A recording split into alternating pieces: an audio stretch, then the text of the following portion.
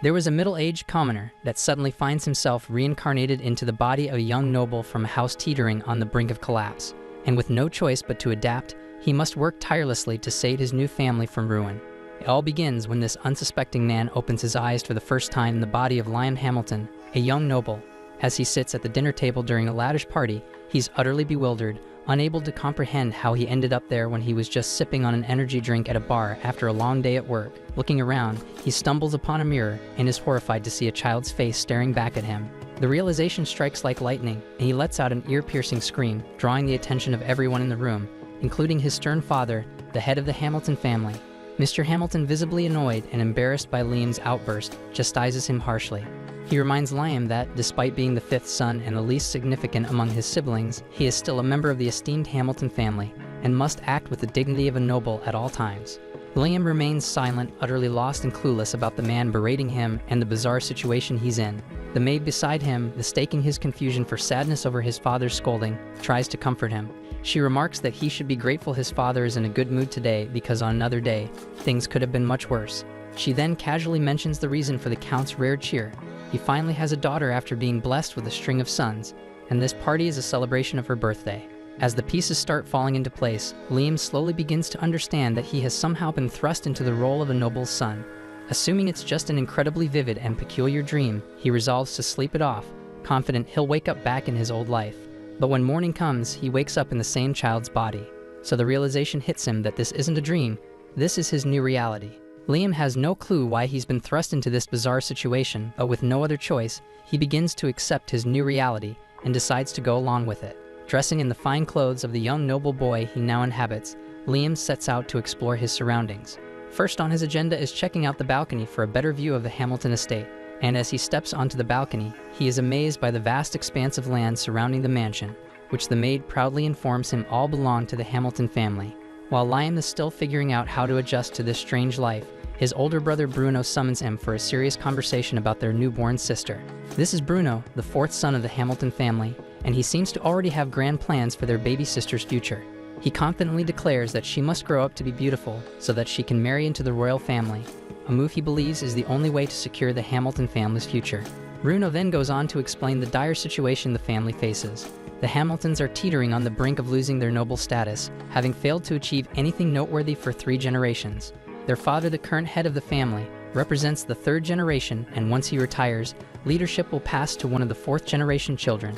Bruno is convinced they won't achieve anything significant by then, which would result in Hamiltons being demoted to commoners. Determined to prevent this, Bruno sees their sister's potential marriage as a golden opportunity to save their legacy. Despite being only 13, a mere year older than Liam, Bruno carries himself with a maturity far beyond his age, and he encourages Liam to start thinking about the family's future as well. Then their conversation is cut short when their tutor enters the room to begin a lesson on the basics of magic. Upon learning that he's about to study magic, Liam can barely contain his excitement. He leaps from his seat, drawing a mix of embarrassment and confusion from Bruno, who is taken aback by his brother's enthusiasm. Trying to temper Liam's expectations, Bruno warns him that only 1 in 100 people possesses the natural talent required to excel at magic, making the odds of success slim. However, Liam remains determined because he never had this chance in his past life, so he focuses intently, eager to learn. After class, Liam rushes to the maid, insisting she take him to the library. Following her lead, he eagerly begins searching for books on magic. His eyes land on a book titled Novice Fire Magic. Without hesitation, he flips through its pages and follows the steps for casting a basic fire spell. Concentrating, he manages to ignite a small flame on his index finger. The maid, wide-eyed with amazement, praises the young master for his ability to cast fire magic on his first try. Eager to expand his knowledge, Liam visits his father's office to request access to grimoires, spell books from the library. His father, barely glancing up from his work, dismissively grants permission, showing little interest in his 5th son's pursuits. But with his father's approval, Liam wastes no time, gathering books and immersing himself in their contents. And before long, he masters a fire spell called Flame Cutter. And with just 1 month of rigorous practice, Liam successfully masters the Flame Cutter spell without using a grimoire. Proud of his progress, he shows off his newfound skill to Bruno, who is stunned that his younger brother learned the spell so quickly on his own. Feeling a surge of sibling rivalry, Bruno grabs Liam's grimoire, determined to uncover a shortcut to match Liam's skill. But his attempts don't bear fruit. Realizing the truth, Bruno admits that Liam's affinity for magic is remarkable.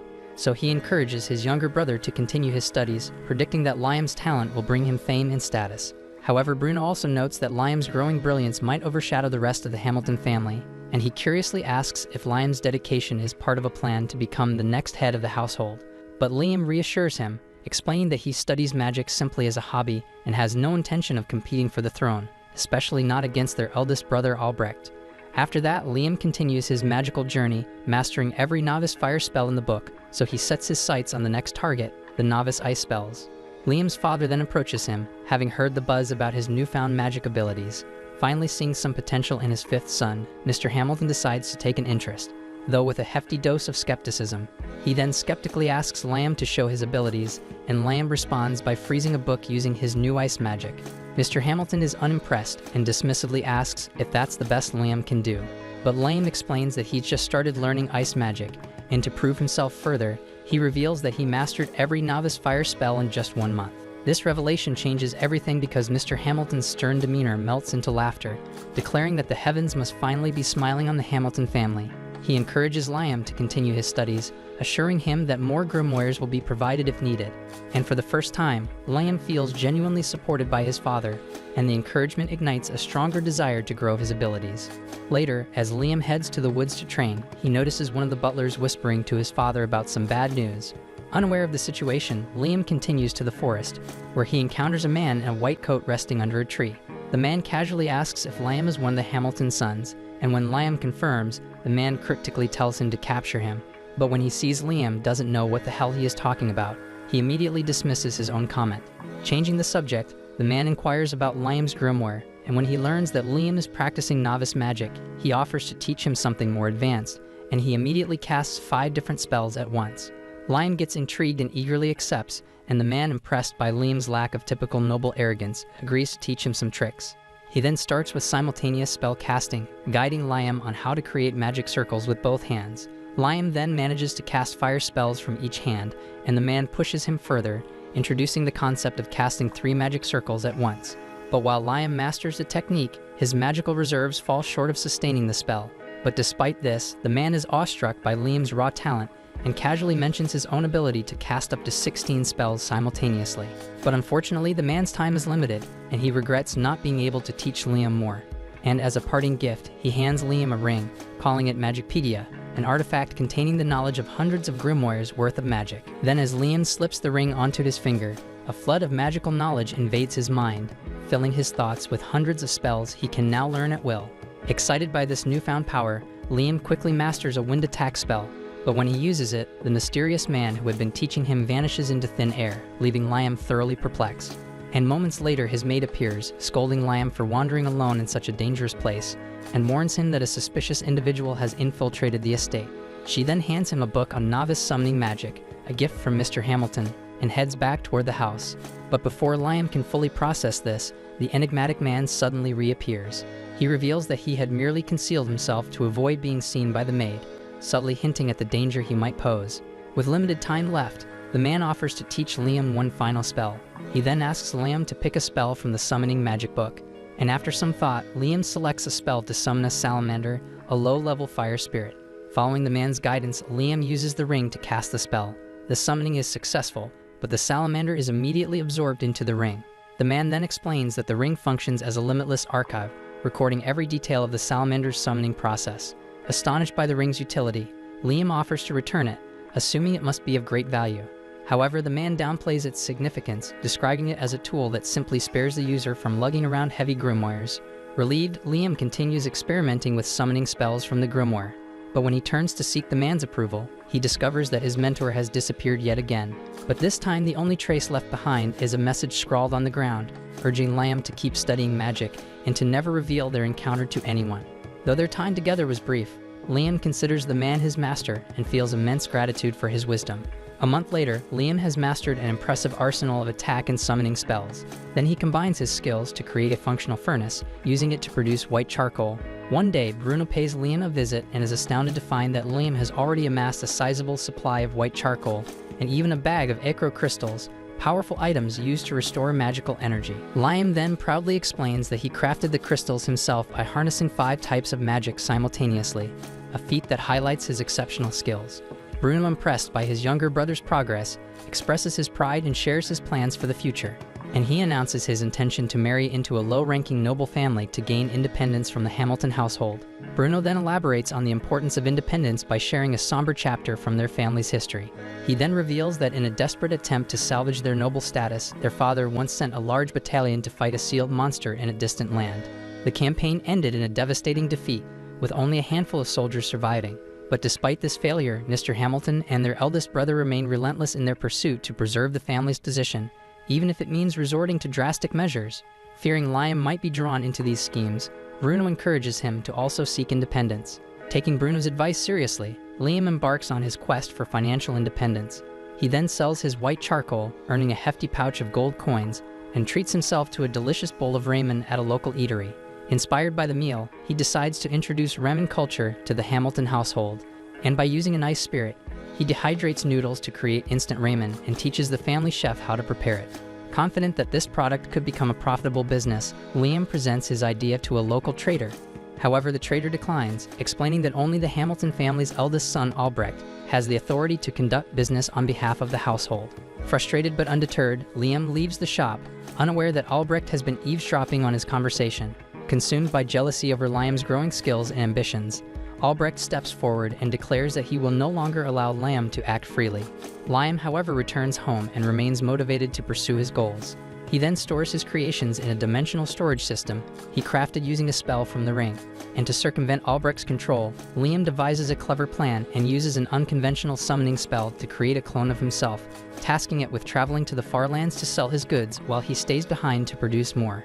A few days later, Liam receives a payment from the items his clone sold, deposited directly into his dimensional storage system. So he overjoyedly celebrates the success of his plan, knowing that his journey toward independence has officially begun. The next day, Liam arrives at the Hunters Guild after being advised by his eldest brother Albrecht. Upon entering, he notes that the guild looks just as chaotic and lively as he heard. The moment he steps in, the eyes of seasoned hunters turn toward him, their expressions laced with curiosity and skepticism. One grizzled hunter even jeers, asking if Liam has come to run errands for his mummy. Liam, unfazed by the taunts of these dusty has-beens, walks straight toward a fierce-looking man who he assumes must be the guildmaster. Liam's intuition is correct because the man introduces himself and immediately recognizes him as Liam Hamilton, confirming that Albrecht had informed him of his arrival. But before proceeding further, the guildmaster explains that Liam must undergo a test to determine his appropriate class. And he assures Liam that this is standard procedure as it prevents inexperienced hunters from being placed in ranks they can't handle. And Liam agrees without hesitation, ready to prove himself. To begin the test, the guildmaster instructs Liam to cast an attack spell, suggesting that he take his time with the incantation. Liam confusedly asks what an incantation is, and the guildmaster chuckles at what he thinks is a joke, but quickly realizes Liam is serious. Taking it up a notch, the guildmaster tells Liam to attack him directly and not hold back. Liam decides to give it his all, knowing this test will determine his placement. And with precision and raw power, he fires multiple blasts around the guildmaster's head, leaving the man wide-eyed in disbelief. The surrounding hunters are equally stunned, rendered speechless by the sheer intensity of Liam's magic. And despite the shock, the guildmaster keeps his composure and decides to assign Liam a B rank, acknowledging his impressive abilities.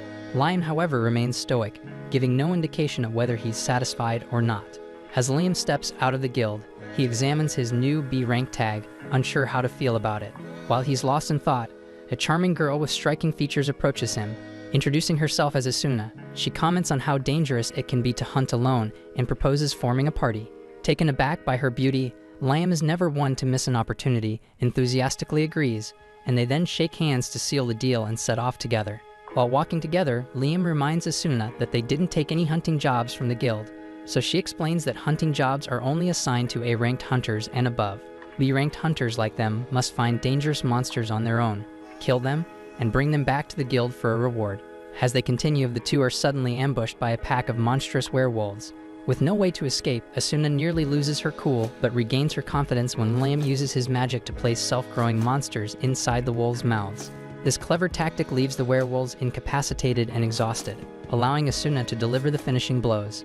After defeating all the wolves, they haul their kills back to the guild. Their performance leaves the other hunters stunned, highlighting their own inadequacy.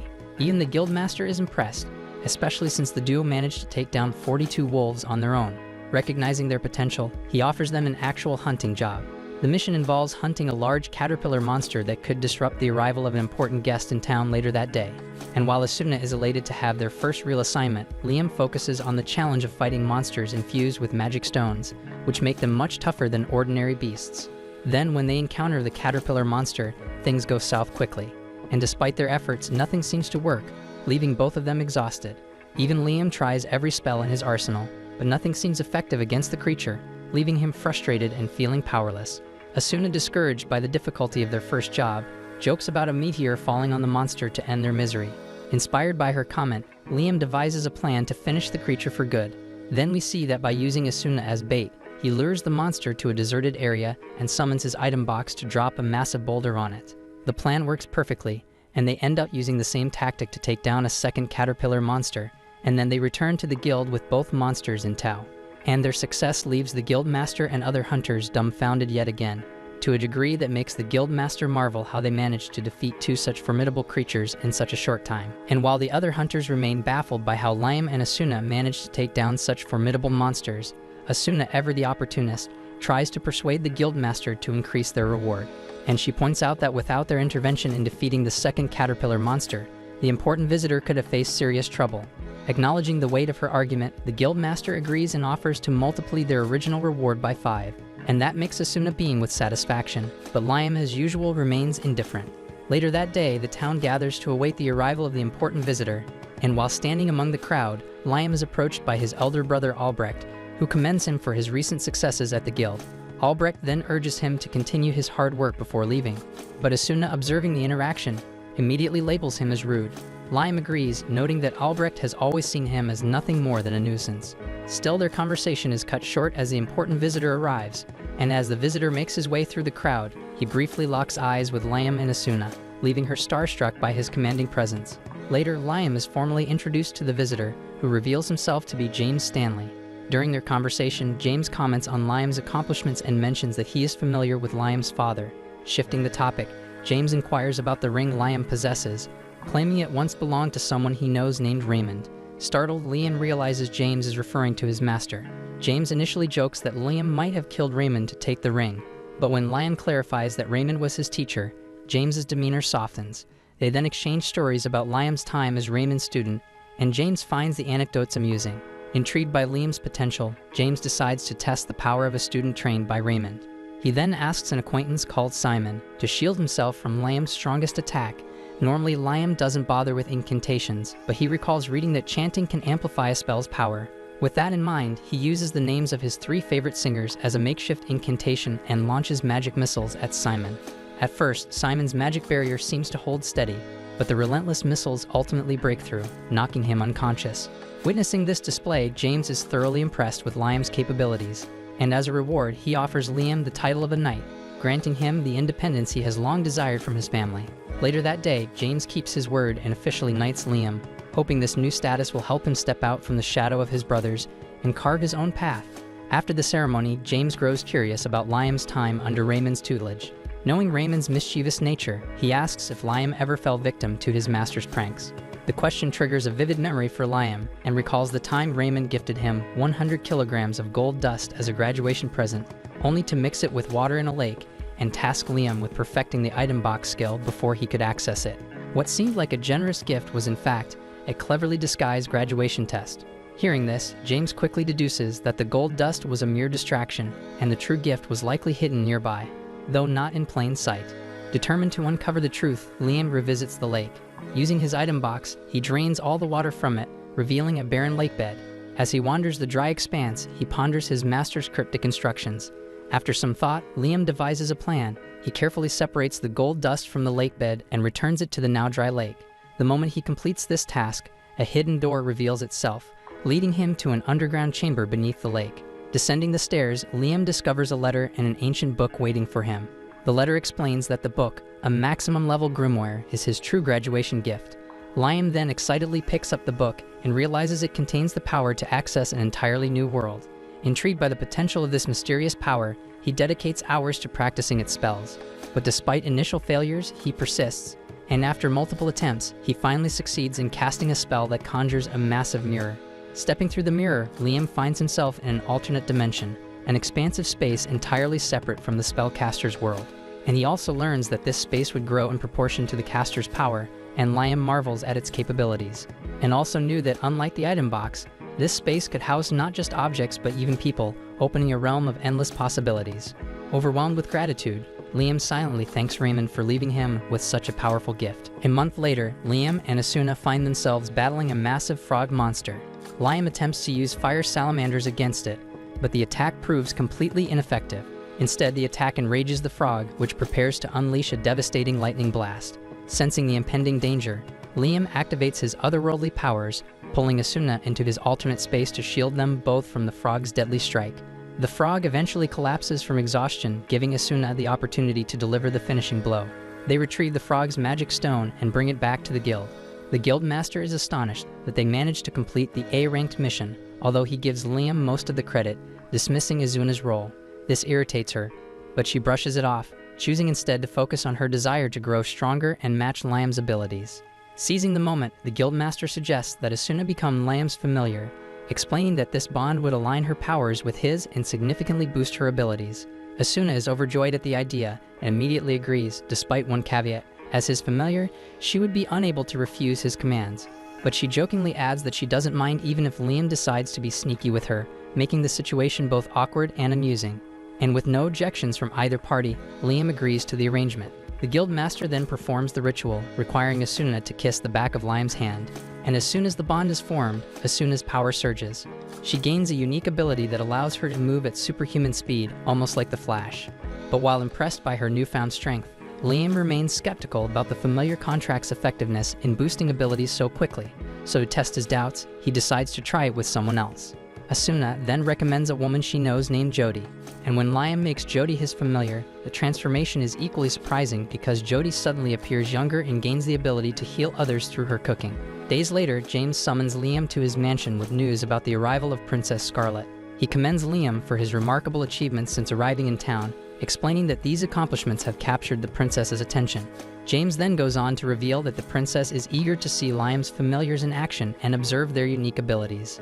However, Liam refuses outright, explaining that it would be an insult to his familiars, who are his trusted friends, not some sideshow performers. After he says this, James respects his decision and lets him go without further insistence. Unbeknownst to Liam, Princess Scarlet is actually disguised as this maid and overhears the entire exchange. Amused and intrigued, she confidently assumes that Liam wouldn't have the courage to refuse her if confronted directly. The next day, Liam is summoned to meet Princess Scarlet, but this time she isn't in disguise, and her full royal presence leaves no doubt about her authority. So Liam knows he'll have to be careful with his words. Entering the Grand Palace, he kneels before her, offering the respect her status demands. But Scarlet, uninterested in formalities, orders a seat to be brought for him. She wastes no time mentioning how she's heard about his feats, defeating an armored caterpillar, and more impressively, a giant frog. She's especially amazed he managed to kill the frog without using high-level magic, a feat no one else has ever accomplished. Still, her real interest lies in his familiars, and she asks him to show her their abilities. Liam quickly realizes that Scarlet is using her authority to make him comply, but he's not about to cave. Politely but firmly, he refuses her request. Scarlet's eyes narrow slightly as she asks if he truly means to defy a direct order from a noble. Yet Liam stands firm, no matter the consequences, adamant about not turning his companions into a mere spectacle for her entertainment. Expecting anger or even punishment, Liam is instead taken aback when Scarlet suddenly bursts out laughing. She finds his unwavering principles amusing and refreshing. He's the first person she's met who values his morals over the demands of authority, and that's something she can't help but respect. So she is pleased and decides to reward him on the spot, and without hesitation Scarlet declares that Liam will be granted the title of Baron. Liam is utterly shocked, insisting he hasn't done anything to earn such an honor. But Scarl, having taken a liking to him, brushes aside his protests and says that she's the damn princess and she can do whatever she pleases. And she also points out that this title will ensure his family retains their status and security. But her generosity doesn't end there. With a regal flourish, she presents him with a familiar's contract grimoire. While the title leaves him in disbelief, the grimoire fills him with uncontainable excitement. Thanking Scarlet profusely, Liam leaves the palace with a spring in his step, eager to unlock the secrets of his new gift. A little while later, Liam is sitting in the forest, reading through the grimoire. He finds the spells inside fairly easy to use, but he knows that until he masters the book, his contracts won't be permanent. As he's practicing, he suddenly notices Bruna walking toward him. Liam is surprised because Bruno got married and left home a while ago, so he asks Bruno why he's here, but Bruno doesn't have a real reason. He just wanted to visit and hang out with his little brother, mainly to congratulate Liam in person for becoming a baron, which he says is a huge accomplishment. Bruno even jokes that Liam now outranks their father, but Liam doesn't understand what he means because their father is a count, and he's only a baron. Bruno then explains that while barons are generally lower in rank than counts, this country divides nobles into two categories: those who inherit their titles and those who earn them through accomplishments, so naturally nobles who earn their titles are considered more impressive. Liam didn't know this, but even after hearing it, he doesn't really care because his only focus is learning more magic. Later, as Liam walks through the palace halls, he comes across Albrecht and greets him, but Albrecht completely ignores him, so Liam is left confused, wondering why Albrecht seems so upset. At the same time, Albrecht is furious because he can't stand the idea that his younger brother is somehow overshadowing him. Then while walking, he overhears two maids talking about Liam's achievements, and their praise for Liam only fuels his anger. He storms over to them, yelling that if they think Liam is so great, they should quit and go work for him instead. The maids quickly realize Albrecht is jealous of Liam, so they apologize and try to calm him down. But Albrecht doesn't stop there. He asks if they really believe Liam is more important than him. The maids, eager to keep their jobs, nervously assure him that he is of course better than Liam. Feeling slightly appeased but still angry, Albrecht walks away, determined to prove that he is the better brother, and he swears that he will accomplish something to show everyone that he deserves more recognition than Liam. The next day, Liam meets up with Asuna and Jody in town. The three of them quickly become the center of attention, mostly because Jody and Asuna are undeniably gorgeous. As a result, every guy in the crowd is glaring at Liam like he's the luckiest and most hated guy in the world. Ignoring the stares, Liam suggests they officially form a party. He makes it clear though that he won't pressure them into anything they don't want to do. But thankfully neither Asuna nor Jody have any objections, so they agree to team up. Later that day, the newly formed party heads into the forest on a mission.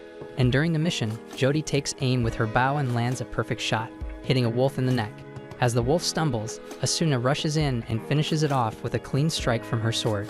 Liam, impressed by Asuna's speed, compliments her, noting how much faster she's become since becoming his familiar. Jody chimes in, pointing out that her eyesight has improved significantly since the contract reverted her to her younger self, and she jokes that she no longer has old lady vision. Liam then curiously asks if having better eyesight is always a good thing, and Jody assures him it is, especially since she's an archer. Taking that as a cue, Liam raises his hand and casts an enhancement spell on Jody's eyes, boosting her vision even further. And now she can see way beyond what was possible before.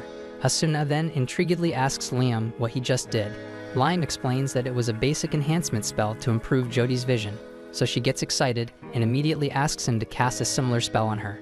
Liam hesitates though, explaining that while he could enhance her combat abilities, the risk isn't worth it, because enhanced strength could put too much strain on her body, potentially causing serious injuries like broken bones, but spells like vision enhancement are safe and effective. Thanks to the spell, Jody can now snipe targets from an incredible distance, and she's beyond grateful to Liam for the upgrade. After a productive day of hunting, the group returns to the guild, but they are greeted by chaos. The guild is in complete disarray, and when they ask what happened, they're told that Albrecht caused a massive problem by breaking the forest seal. So Liam immediately pieces things together. Albrecht, who is consumed by jealousy, must have tried to defeat the monster sealed in the forest in an attempt to prove himself. Realizing the seriousness of the situation and feeling partly responsible for pushing Albrecht to such reckless actions, Liam wastes no time and bolts out straight for the forest, determined to assess the damage. Liam and the others soon arrive at the spot, and it's so much worse than they could have imagined. A lot of soldiers are badly injured, and many more are already in hell, and that shit makes Liam is absolutely horrified. He then spots Albrecht lying on the ground injured, so he quickly runs over to him, but as soon as Albrecht sees him, he jumps up in a frenzy, yelling that he hasn't failed yet. But just then, the guildmaster steps in with a stick and whacks Albrecht over his head, muttering that the situation is already chaotic enough without a crazy, insecure noble running around making it worse. Then once Albrecht is taken away, the guildmaster approaches Liam and tells him he's glad he came. Asuna then asks what hell is going on, so the guildmaster explains that the dragon fiend Raiden was once sealed in these woods by Liam's great-grandfather. But the freaking Albrecht broke the Dan seal in a failed attempt to defeat Raiden, and now the beast is loose. The guildmaster says they know how to reseal Raiden, and he's already gathered the people needed to do it.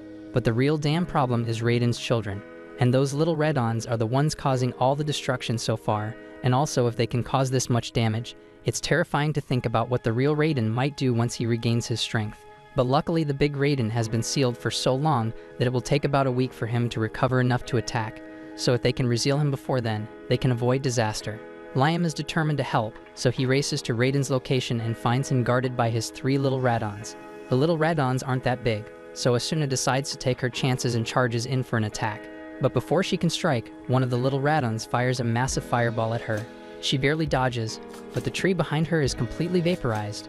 Liam then tries to use his magic missiles to attack the little Radons, but they counter with fireballs, canceling out his spell. Realizing his strongest attack isn't enough, Liam starts to feel stuck. But then he remembers he has one last trick he can try. Liam then tells Asuna to take Jody and run. Though they hesitate, they listen and retreat. The little Radons then charge straight at Liam, but just before they reach him, he opens his Another World gate, creating a portal. The little Radons, unable to stop in time, fall into the gate and are trapped inside another dimension. The guild master is stunned that Liam managed to defeat all 3 of the little Radons by himself, but Liam, equally surprised, admits it was a close call. Now that the little Radons are no longer a threat, the guild master calls for everyone to begin the process of sealing Raiden once again. As the preparations commence, Asuna and Jody return to Liam's side, and he's relieved to see that they're unharmed. They ask about the spell he used to handle the little Radons, and Liam explains that it's a dimensional spell that creates a separate space. And also they won't be coming back again, because at his current level, anything trapped inside his dimensional spell gets erased when the gate closes. Just as Liam finishes explaining, a voice echoes in his mind, and in the blink of an eye, he is pulled into Raiden's consciousness. Inside the dragon's mind, Raiden greets him, addressing him as a human with an immense soul, and demands to know who he truly is. Liam is confused, replying that he's just an ordinary human, but Raiden clearly doesn't believe him. The dragon notes that Liam's soul and body don't align, which only deepens the mystery. Realizing what Raiden might mean, Liam recalls his reincarnation into the body of Liam Hamilton and wonders if Raiden knows anything about it. However, Raiden has no answers, and what he does know is that Liam's life is bound to be extraordinary, and he makes a surprising proposal. Raiden offers to accompany Liam, promising to bring no harm to him or anyone around him. Instead, he pledges to help Liam grow and refine his skills. Liam doesn't sense any hostility from Raiden, and intrigued by the offer, agrees to the deal. Then in an instant, Raiden's body begins to dissolve, and his essence is absorbed into Liam's soul, leaving behind a glowing dragon-shaped mark on Liam's hand. Liam immediately feels a surge of power coursing through him. To test it, he fires a magic missile into the sky, and is shocked when he successfully controls and launches 17 spells simultaneously, so it's clear that Raiden's power has dramatically enhanced his abilities. However, the newfound power comes with unintended consequences. The dense mana emanating from Liam's body causes everyone nearby to experience severe headaches. Liam then notices everyone around him struggling and quickly realizes his uncontrolled mana is to blame. So he suppresses it immediately and apologizes for his carelessness. And to show his sincerity, he offers the guildmaster 10 kilograms of gold dust and suggests using it to cover the treatment costs for those injured in the battle. Later that evening, Liam meets with his father, who expresses heartfelt gratitude. Liam's actions not only prevented disaster, but also mitigated the damage caused by Albrecht's recklessness. His father also mentions that James is still in town, so word of Liam's accomplishments is likely to reach the royal capital soon. That night, Liam goes to bed exhausted, but he wakes up the next morning with a surprise, and its 2 new spells have appeared in his mind, so he excitedly rushes outside to test them. After several hours of trial and error, he successfully casts 1 spell, summoning a little Raiden. He then discovers that it's not yet combat ready, but with more practice, Liam plans to make it useful in battle, so it's now more like a cute pet. Then as Liam plays with the little Raiden, Princess Scarlet approaches unnoticed. Catching sight of him using magic, she recognizes it immediately as holy magic. Though she already knew Liam was talented, the revelation that he can wield holy magic at his age leaves her stunned. However, that's not why Scarlet is here. Scarlet has come to deliver Liam's reward for defeating the Dragon Fiend. While she had hoped to grant him a higher noble title, the other nobles objected to a landless child being promoted so quickly, but instead she awards him the Order of the Phoenix 3rd class. Then before leaving, she asks Liam to explain exactly how he defeated the dragon, as she may need to declare him a national hero depending on the details. But Scarlet gets horrified when Liam admits to absorbing the Dragon Fiend. She momentarily doubts everything she thought about him, but then remembers seeing him use holy magic, which complicates her judgment. But then ultimately she warns Liam to keep the truth about Raiden a strict secret. The next day, a chest containing 3,000 gold coins arrives as hush money. Liam is baffled by Scarlet's insistence on secrecy, but decides to go along with it, unsure of why this revelation is so damn dangerous. Later, Count James summons Liam to his mansion for a conversation and eagerly inquires if it's true that he has learned to use holy magic. However, Liam is stuck in a dilemma. He can't reveal the truth due to his promise to Princess Scarlet, leaving him in an awkward spot. James notices Liam's hesitation and clarifies his intentions, assuring Liam that his excitement stems from genuine admiration for Liam's achievements. He further reassures Liam that his accomplishments have cemented his place in the noble family. However, James reveals the source of his curiosity. Princess Scarlet sent Liam's family a reward for defeating the dragon without consulting the king. What's more, witnesses claimed the great dragon fiend turned into a blinding light and entered Liam's body. Based on this, James assumes that Liam must have formed a contract with the dragon fiend, gaining the ability to use holy magic. Liam, who has already accepted hush money from Princess Scarlet to keep the details secret, wants to come up with a convincing lie. Unfortunately, his lack of creativity gets the better of him, and he spills the truth without any damn pressure. Embarrassed, Liam admits that he has learned a few holy spells and mentally apologizes to Princess Scarlet for being such a terrible secret keeper. James, however, is thrilled by Liam's honesty and asks him to demonstrate the spells he has learned, as it would give him a better understanding of Liam's talents. So Liam complies and uses a holy spell called All Clear on James, explaining that it removes all status ailments, including poison and petrification. The effects are immediate. James feels the magic's purity and remarks that it's no wonder holy magic is known as the magic of the gods. To give Liam a deeper understanding of its divine reputation, James begins to recount the legendary story of the War of the Three Great Dragons. In this ancient war, three majestic dragons waged a relentless battle for survival. One fateful day, the war abruptly ended, with one dragon triumphing over the others. Legends say its victory was due to someone wielding holy magic on its behalf. The tale goes on to describe how the victorious dragon formed a bond with a human. Together, they harnessed holy magic to establish a nation, none other than the one Liam now peacefully calls home. While many might assume the dragon married the human and had children, James has a different perspective. He theorizes that the dragon was absorbed by the human, just as Liam absorbed the dragon fiend Raiden and became one with it. This parallel makes it seem like Liam is recreating the very legend behind their nation's founding, which deeply worries James, not just for Liam's sake, but for his entire family. If Raiden truly is one of the three great dragons that entered a deep slumber after parting with its chosen human, it would mean the Hamilton family sealed away their nation's original founder. Such an act would discredit their historic achievement, possibly leading to the family losing their noble status entirely. And that's not even the worst of it. Given how long Raiden was sealed, it might hold a grudge and plan to retaliate against the nation for its perceived betrayal.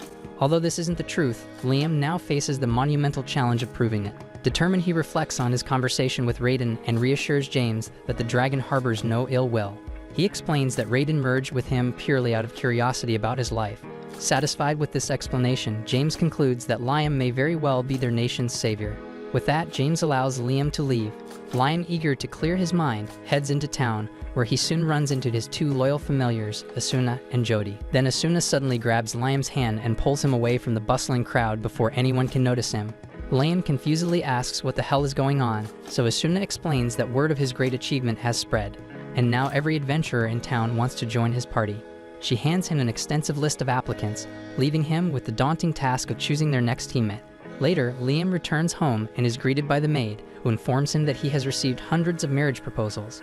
But when he barely glances at one, his older brother Bruno shows up, insisting that Liam marry the girl he has personally chosen for him. However, Bruno is more curious about Liam's latest feats, wondering why even high-ranking nobles are so eager to align themselves with their family through marriage. Sticking to his promise to Princess Scarlet, Liam carefully avoids revealing that he absorbed the dragon, and with his best poker face, he prays Bruno drops the subject. That afternoon, Liam takes Asuna and Jody into the woods. There he uses his otherworld spell to transport them to a new dimension, proudly revealing a house he built entirely by himself. He demonstrates his mastery of the spell as he shows them around. Then, to enhance the natural feel of the environment, Liam summons a low-level dark spirit to create darkness and simulate night. He also summons the fire spirit salamander to light the fireplace. When Jody comments that the space is still too dark, pointing out that the dark spirit should be able to adjust the level of darkness, however, Liam realizes the spirit isn't yet capable of that. Determined to fix this, he decides to level up the dark spirit into a mid-level version and binds it as his familiar, allowing it to evolve. Now the dark spirit can control the lighting perfectly, enveloping the space with a more natural ambience. Using his ring, which doubles as a magic spell storage device, Liam absorbs the dark spirit's abilities, learning how to summon mid-level spirits. Building on this progress, he upgrades his salamander spirit to a mid-level version as well. Then, using the same method, Liam upgrades his other familiars, storing their summoning spells in his ring and mastering them all at once. Overjoyed with his progress, Liam can't wait to explore these newly mastered spells. His passion for magic drives him forward, and with Raiden's request in mind, he prepares for the next stage of his journey in the woods. Shortly after, Raiden calls on Liam to summon his child. Using the summoning spell he had been practicing, Liam manages to summon a young dragon. Surprisingly, the dragon leads him to a hidden fairy village where the pixies are happily playing. However, their joy quickly turns to fear when they spot a dirty human, and they scatter in panic. The pixies only stop fleeing when he calls out that he was sent by Raiden. As proof, he lifts the young dragon for them to see, so the pixies recognize the dragon and believe him. Liam then explains that he was sent to protect them since they've long been victims of greedy humans hunting their wings for profit. Raiden had previously shielded them with a magical barrier, but now he wishes for Liam to take over that duty. To start, Liam casts a contract spell on one of the pixies and names her Reina. The spell transforms the tiny pixie into a grown-up elf.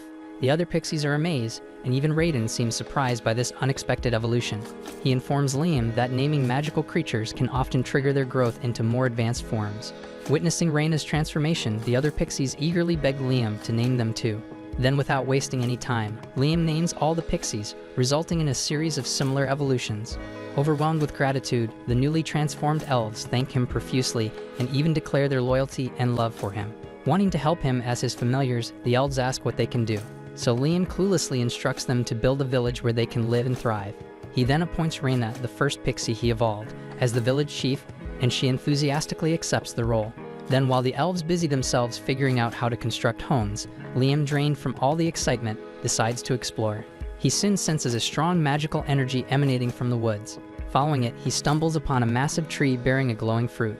Reina, having followed him, explains that the fruit is a concentrated gathering of magic power the pixies have been storing over the years. At that moment, the dragon urges Liam to eat the fruit, and Reina agrees. And without hesitation, Liam cuts it down and takes a bite. Then immediately his body begins to glow, and he feels his power grow exponentially. To test this, he fires a few magic missiles, marveling at their enhanced strength. Satisfied with his enhanced abilities, Liam leaves the village. The next day, Liam returns to check on the progress of the elves and is immediately disappointed by their abysmal building skills. Their so-called house looks like a sad pile of sticks and leaves thrown together by a child. In their defense, none of them ever took an engineering class. As Liam stands there pondering the disaster, a loud scream echoes from the distance. Rushing toward the sound, they discover a group of scruffy bandits who have captured one of the elves. Upon seeing Liam, the bandits mistakenly assume he's just a harmless kid, so one of them confidently charges at him, but Liam effortlessly blasts the fool into oblivion with his magic missiles. The rest of the bandits, not learning from their buddy's mistake, charge in too. But this time Liam summons his duplicate, and together they rain down magical destruction, wiping out the bandits in no time. The elves are thrilled by Liam's overwhelming power, but he's more concerned about their safety. Realizing the area is too dangerous, he uses his Another World spell to peer into the alternate dimension. Initially, he worries it won't be big enough to house the elves, but thanks to the boost he received from the magic power fruit, the dimension is much larger than he expected. So Liam quickly urges the elves to enter the portal, transporting them to safety. Once they arrive at their new home, the elves are awestruck by how quickly they traveled. Liam explains that this land belongs to him and that it will keep them safe from bandits. Overwhelmed by his kindness, the elves drop to their knees, pleading for him to become their leader. Some even suggest making him their king. Embarrassed and feeling unworthy of the title, Liam settles for leader, thinking it's a lot less pressure. Later, Liam treats the elves to bowls of ramen while practicing the high-level holy magic Raiden had gifted him, and after 4 grueling days of trial and error, he finally masters the spell. Eager to test it, he focuses on location, places his duplicate there, and prepares to teleport everyone at once. Gathering the girls, he activates the spell, and in an instant, they find themselves in a new location. Their destination is revealed to be a mysterious place called the Sealed Lands.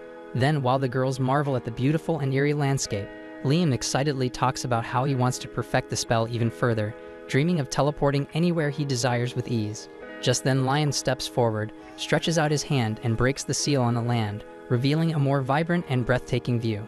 The elves are thrilled by the transformation, but before they can settle here, they face the issue of water. To resolve this, Liam summons a water spirit and asks for help in finding a water source. And with her assistance, he quickly locates a suitable spot and thanks her for the help. With this, the elves' accommodation problem is almost resolved, and Liam feels a sense of accomplishment. He then spends the next few days training in the woods to shorten the casting time for his teleport spell. And after many trials and errors, he finally achieves success, and his excitement is boundless. Later, Liam prepares to leave the village and entrusts the young dragons to watch over the elves while he is gone. And by using his newly improved spell, Liam teleports to Princess Scarlet's palace. The princess then asks if Raiden has told him anything about a promised land. Liam denies it but mentions discovering a sealed land, which piques her interest. She requests to see it, but Liam asks for a favor first. Later, Scarlet introduces Golak, the royal court engineer. Using a familiar contract, Liam creates a copy of Golak to assist with the elves' village construction. Once this is done, Liam takes Scarlet and the copy to the sealed land, and upon seeing it, Scarlet is amazed, believing it might truly be the promised land of legend. To test her theory, Scarlet produces an ancient ring, and when Liam touches it, the entire land shimmers with power and begins to float. The princess is awestruck by the sight, and her voice begins trembling as she bows deeply before Liam, addressing him as the master of the promised land, and she expresses her desire to join him in building a new nation on this land. And all that shit makes Liam feel like a surreal dream, but the gravity of the situation quickly sinks in because he realizes that his responsibilities are only beginning. Then we see the court mage setting up the area while Liam faces an intense battle with a local beast. Using fiery missile spells, he managed to defeat the creature and claim victory. Afterward, Liam turned to the princess and asked if she intended to return to her kingdom. She replied that she was there to serve him if he needed anything, adding that she preferred he not call her princess, but address her by her name instead. Liam hesitated, pointing out her high status, but the princess reassured him, explaining that her family carried the bloodline of the great dragon, as did she, and that her duty was to serve him at all times. Liam informed her that the dragon wanted to show her something, and she immediately agreed, stating she was ready. They then arrived at a massive gate and stepped inside, only to find another colossal dragon resting there. Liam observed the creature and noted that it appeared to be made of metal. Suddenly, the dragon opened its eyes and let out a deafening roar. Startled, Liam sought answers from the dragon within him, who explained that this was the guardian of the land, with its name inscribed in ancient script across its forehead. The dragon then told Liam that to gain the guardian's obedience, he needed to erase one of the letters from its name. The princess quickly identified the second letter, and Liam used his magic to erase it. Instantly, the guardian dragon ceased its hostility, bowing to Liam in submission. The princess approached the dragon and touched it, noting that it remained calm. She explained to Liam that the dragon recognized the dragon's bloodline flowing within her. Satisfied, Liam left the princess with the guardian dragon, but he suddenly recalled their earlier conversation and realized he had accidentally referred to her as princess again, a slip that had previously annoyed her. Quickly correcting himself, he called her Scarlet instead. She smiled warmly at him, reassuring him that she would remain with the dragon to care for it until its wounds fully recovered. Returning to town, Liam reflected on how unusual it was for a princess to willingly serve him. The dragon within him commented that it wasn't strange at all, considering the incredible power Liam now possessed. Suddenly, Liam spotted smoke rising from the direction of the village under construction, so without hesitation he used a teleportation spell to hurry to the scene. And when he arrived, he found the village in ruins, and then two fairies approached him, their faces filled with worry. One explained that werewolves had attacked, destroying everything in their path. Moments later, the werewolves appeared, growling as they confronted Liam. Their leader stepped forward, snarling that the land was sacred and the fairies had no right to live there. Liam then approached the leader calmly, suggesting they talk things over, but the werewolf ignored him and attacked without warning. Liam swiftly blocked the strike and vanished, reappearing behind the werewolf and striking him with a spell that left him injured. Instead of finishing the werewolf, Liam used a healing spell, surprising everyone. He then revealed the baby dragon he had been protecting, leaving the werewolves shocked. Liam asked the leader if they had ties to the dragons and explained that this land was under the dragon's protection.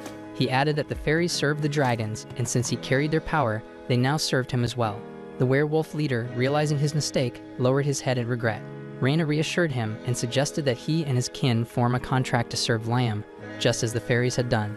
Liam then smiled and introduced himself as Liam Raiden, so the werewolf leader asked if Liam could do for them what he had done for the fairies. Liam nodded, explaining that since they had once served the dragons, he would grant them the same protection. Liam then cast the spell, transforming the werewolves into a new form, and to his surprise, the first werewolf to change back was a strikingly beautiful female. The next day, Liam strolled through the town and observed the werewolves assisting in the reconstruction of the houses. One of them, named Chris, eagerly ran over to him, hugging him tightly and enthusiastically announcing that they were following his orders to repair the damage. Liam reminded her that they had caused the destruction in the first place, so Chris apologized, but Liam reassured her that there was no issue since they were now working to make amends. He then glanced at one of the damaged buildings and remarked that he wished he had a spell to make it indestructible so it wouldn't break again. The dragon inside him suggested that he could create such a spell. Liam was surprised and asked how to go about it. So the dragon explained that he needed to picture the construction process in detail, step by step, and use his magic accordingly. Taking the advice to heart, Liam visualized the process, carefully planned it out in his mind, and cast the spell. To test it, he asked Chris to try breaking a wooden beam. Chris punched the beam, snapping it in two, but to her shock, it instantly restored itself to its original state. She was astonished at how effective the spell was. Later, Liam ventured to a remote area to practice new spells, reflecting on the significant improvements he had made. The dragon then encouraged him to keep developing his abilities and suggested that when he founded a great nation, he could create unique spells tailored to its needs. Liam agreed, feeling excited about the prospect of crafting spells from scratch and mastering their use. Reyna soon approached Liam and informed him that a group of humans was searching for the fairies. Liam quickly headed to the forest, where he found warriors pursuing the fairies. He stepped forward and warned the warriors to leave this sacred land. They dismissed his warning and demanded that he move out of their way. In response, Liam unleashed a barrage of fiery missiles, warning them this was their final chance to retreat. Undeterred, one of the warriors charged at him on horseback. So Liam vanished, reappeared behind the rider, and struck with such force that the warrior was thrown off his horse, and then he did the same thing to all of them. And the last remaining warrior was hit so hard that his helmet flew off as he collapsed to the ground. Liam then sternly warned the group never to set foot in this sacred land again. Returning to the village, Liam was warmly greeted by Reyna, who ran up to him, concerned for his well-being. He reassured her that everything was fine and that the situation had been resolved. Reyna then informed him that the fairies who had fled their homes because of the guards had now pledged their loyalty to him. Hearing this, Liam cast a spell on the fairies, transforming each of them into elves. Later that evening, Liam gathered Scarlet, Reyna, and Chris in his home to discuss recent events. He presented the helmet he had taken from the warriors and asked if anyone recognized it. Scarlet examined the artifact and explained that it belonged to the nearby Land of Beauty, a neighboring region close to the Promised Land. She warned Liam that many neighboring territories coveted the Promised Land and that this helmet was likely evidence of their growing interest. Liam realized the urgency of building a nation to secure their land. Scarlet agreed but reminded him that a nation needed 3 key elements to succeed: land, people, and authority. She assured him that they already had the land and that word of his deeds would naturally attract a loyal population. Liam acknowledged this but pointed out the need for an army to establish authority and defend their new nation. Chris stepped forward, vowing that she and the werewolves would handle the defense, urging him not to worry. The next day, an envoy from the Land of Beauty arrived, bearing a message from their prince. The prince proposed an alliance and a marriage between Liam and Princess Scarlet. Recalling the dragon's earlier hints about Scarlet's connection to the dragons, Liam grew suspicious. He asked the envoy if he had met Scarlet before, and the envoy confirmed that he had encountered her numerous times, surprising Liam. His suspicions deepened, but he chose to keep them to himself for now. Using a telepathic spell to speak privately with Scarlet, Liam sought her advice on how to respond to the proposal. Scarlet confidently urged him to accept, explaining that regardless of the prince's true intentions, the alliance would save them valuable time and bring significant strategic benefits. Liam then turned to the envoy and accepted the proposal, but with the condition that he be given 1 year to prepare the land to be worthy of the princess. The envoy agreed and departed. As Liam watched him leave, the dragon within him commented that this alliance would demand significant effort and preparation. But despite this, Liam felt an overwhelming sense of pride and happiness at his progress toward establishing the nation of his dreams. Liam then arrived at the kingdom, waiting for his duplicate to rendezvous with him. Together they disappeared, teleporting directly to Scarlet's residence. Liam explained that he had sent his duplicate ahead with Scarlet earlier, allowing him to use it as a beacon to reach her home easily. Once there, he dismissed the duplicate, instructing it to vanish. Scarlet then approached Liam, asking whether he was the real one or just another duplicate. But Liam reassured her that he was indeed the real one and took a moment to compliment the beauty of her residence. He then expressed interest in exploring the kingdom since it was his first visit. Scarlet, however, reminded him of his status as a nation's leader, warning him against wandering around carelessly. She then invited him to join her for tea, ensuring his visit began with proper hospitality.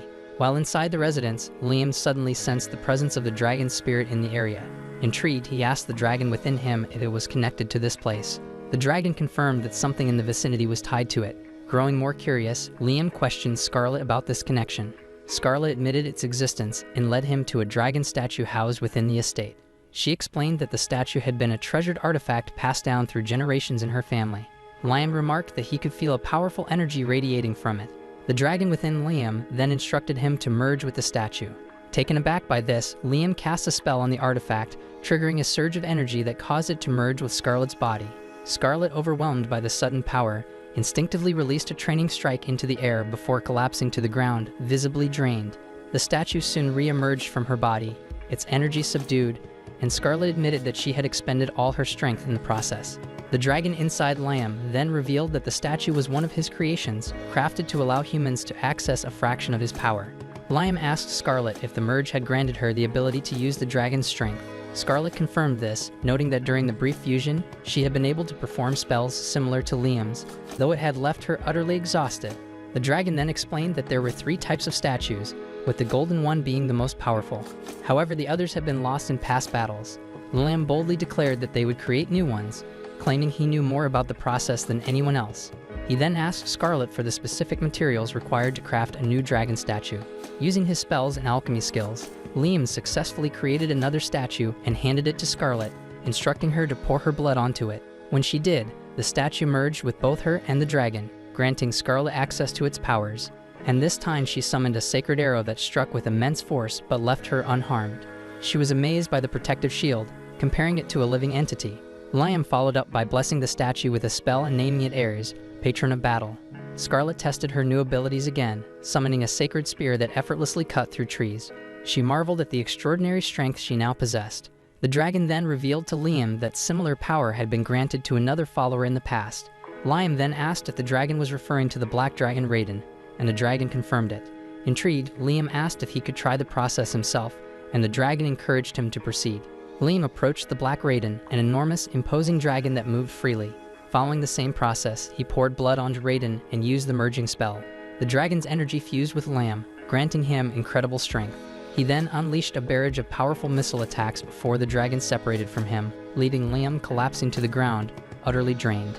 Scarlet quickly rushed to his side, and Liam reassured her that he was fine, though he admitted he had lost his strength. The dragon then informed Liam that he was only the 3rd person in history to survive such a process. Shocked by the revelation, Liam admitted that he hadn't realized how dangerous it was. The dragon, however, told him to master the process, hinting that with such power at his disposal, the entire world could one day be his. The following day, after absorbing the mana stones, Liam felt his strength fully restored. Seizing the moment, he turned to Scarlet with a request: to temporarily borrow Guardian Raiden. Without hesitation, she agreed, even asserting that he was more than deserving of keeping the dragon as his own. Grateful for her generosity, Liam carefully stored Raiden within his item box, marveling at the creature's lifelike presence. Despite this, Raiden's voice echoed in his mind, subtly protesting the notion of ownership. Turning to the princess, Liam informed her of his plan to return to the village, leaving her behind in the royal capital to monitor the unfolding events and the fate of the promised land. Soon after, Liam used the same spell to teleport back to the village and used the same spell to send Scarlet back to the capital. There the people worked relentlessly, smiles plastered on their faces. Once the first phase of the village's construction was complete, Reyna told Liam that trolls were 3-meter-tall creatures of sheer muscle that lived nearby. Liam recalled having heard that trolls' temperaments varied widely. They could be as gentle as lambs, or as brutally violent as hell.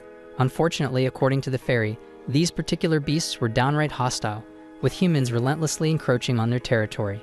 So Liam figured that if fighting broke out, it'd be a real nightmare, while Reyna mused about persuading the trolls to side with him in the war. Finally, Liam inquired about the monster's whereabouts. Afterwards, he appeared in a barren, seemingly lifeless land, a stark contrast to the fertile soil it once had not long ago. Picking up an iron ore stone from the ground, he scanned the area, noting the scarcity of vegetation, yet remarked that the region was chock full of hidden treasures. At that very moment, trolls emerged before the boy, demanding to know what he was doing there. So Liam explained that he was in the process of building a nation and sought to recruit them, but the leader of the monsters deemed humans untrustworthy and promptly shot down the proposal. Liam begged for their trust, swearing that he would harm no one, and pointed out that fairies and werewolves had already joined his cause. Unmoved by Liam's plea, the massive creature slammed its club into the ground, carving out a small crater that nearly ended Liam's damned life if he hadn't managed to escape in time. The troll persisted, launching several savage blows that forced the mage to scurry away like a rat as he desperately contemplated how to reverse the tide, especially given that this troll was as formidable as legend claimed, so any hesitation might spell doom for Liam. Meanwhile, as Liam dodged yet another strike, he discovered his legs were ensnared in a deep crevice. With a malicious grin plastered on the monster's face, Liam suspected he had been deliberately lured into this trap. When the troll hefted his club and struck down hard, everyone assumed the battle was over. Yet remarkably, Liam burst forth from beneath the rubble, with his Guardian Raiden magical armor still intact. Stunned, the troll realized with disbelief that he hadn't harmed his opponent at all. However, the situation ran even deeper. Scanning the chaos, the troll chief noticed that in his overzealous swing at the boy, he had inadvertently injured his own allies. Liam later confessed that he had intentionally not dodged the final blow to prevent the chief from hitting his companions. Normally unable to summon such an array of spells, he had instead relied on his magical armor to amplify his power and generate additional illusions to protect the other trolls. Hearing this, the chief recognized that this child was surprisingly kind, a stark contrast to his initial assumptions. Consequently, he promised to listen to what Liam had to say. Likewise, Liam began to suspect that these trolls might not be as savage as Reyna had portrayed. In fact, they could very well be the opposite. Still, the chief demanded to know what the boy intended from them. Liam then laid out the process of building the village, explaining how the trolls' involvement was vital for several reasons. He argued that humans would likely invade the land, and if the trolls remained isolated, they'd be vulnerable to attack and ultimately doomed in the war, and frankly Liam didn't want that outcome. Consequently, the chief agreed to inspect the village before making any decisions, prompting Liam to teleport everyone there. Transported by the magical means, the monsters were utterly astonished, having never witnessed anything like it before. Suddenly Chris appeared, pointing an accusing finger at the troll chief and demanding to know what this brute was doing there. Recognizing he was facing the infamous boar woman, the chief braced himself as Chris, seething with fury over the ridiculous nickname, launched a swift, flying kick that sent the massive troll crashing to the ground in an instant. Concerned and uncertain about the next move, Liam inquired about the connection between the wolf and this man, but Chris couldn't offer an explanation. Ever since meeting this troll, she found him so irritating that every encounter inevitably spiraled into an unprovoked brawl. In fact, tallying all their clashes revealed 307 victories and 378 losses for Chris. Naturally, she was desperate to understand how the giant could collapse so easily when he once seemed far tougher. Liam then clarified that the troll hadn't weakened at all. Instead, the wolf had grown significantly stronger after sealing the familiar pact. On hearing this, the girl boasted that she had essentially become the last cookie in the jar overnight and vowed never to lose to a walking sack of muscle under these circumstances again. Moreover, she suggested that the troll chief should also forge a familiar contract with the human mage to evolve. According to her, since he had lost this duel, the big guy owed her a favor, and that favor would be to initiate the pact. With the troll accepting the terms, Liam set the process in motion and christened him Guy. Once done, Guy adopted a more humanized form. Though his size diminished, his internal power surged dramatically. Seizing the balanced moment, Chris wasted no time diving into round 2. This time, however, Guy exhibited astonishing reflexes and defended himself with masterful precision, proving that a single punch could literally bury an adversary beneath the earth. Even though it was merely a casual duel between the two, Liam observed that it had escalated into a high-caliber battle.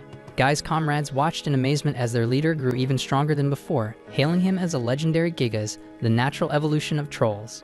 Thereupon, Liam vowed to extend the same transformation to all the new comrades, and as he turned the trolls into Gigas, he celebrated gaining formidable allies for the village's protection. Additionally, this species proved remarkably effective at manual labor, as evidenced when they began assisting in extracting heavy stones. Likewise, Chris attempted to help with the work, but without their strength, it quickly became apparent as the wolf girl struggled to move a bag laden with a massive rock. Guy urged her to take it easy and insisted on handling the heavy lifting, until Chris was nearly crushed by the very stone she was pulling. The Gigas lent a hand to ease her burden, only for her to stand up fume and declare that he shouldn't think he'd won just because of that, before storming off in embarrassment. Later, after hauling a hefty load of stone back to the village, the troll chief asked what Liam planned to do with it all. So Liam explained that he intended to extract metals from the stones by summoning Gnome and Salamander to heat and melt the rocks in a forge, separating the metals. Once completed, the nobleman obtained portions of gold, copper, and silver, but mostly a substantial amount of iron. Unfortunately, aside from these, almost no high-grade mithril was yielded. Raiden clarified that mithril is an extremely rare metal in the human world and nearly impossible to come by, yet Liam remained frustrated, hoping to find even a little more of this material in the troll quarry for the production of magical armors and masks. However, since there wasn't enough to craft powerful armors, Liam announced he might try other methods, although Raven was quick to warn that such efforts were bound to fail. Either way, Liam didn't see failure as a disaster, a stance that provoked a hearty laugh from the dragon, who joked about the young man's carefree outlook. For him, failing was neither a total loss nor an outright win. According to Liam, that's pretty much how he viewed magic. You have to keep at it until you master the technique.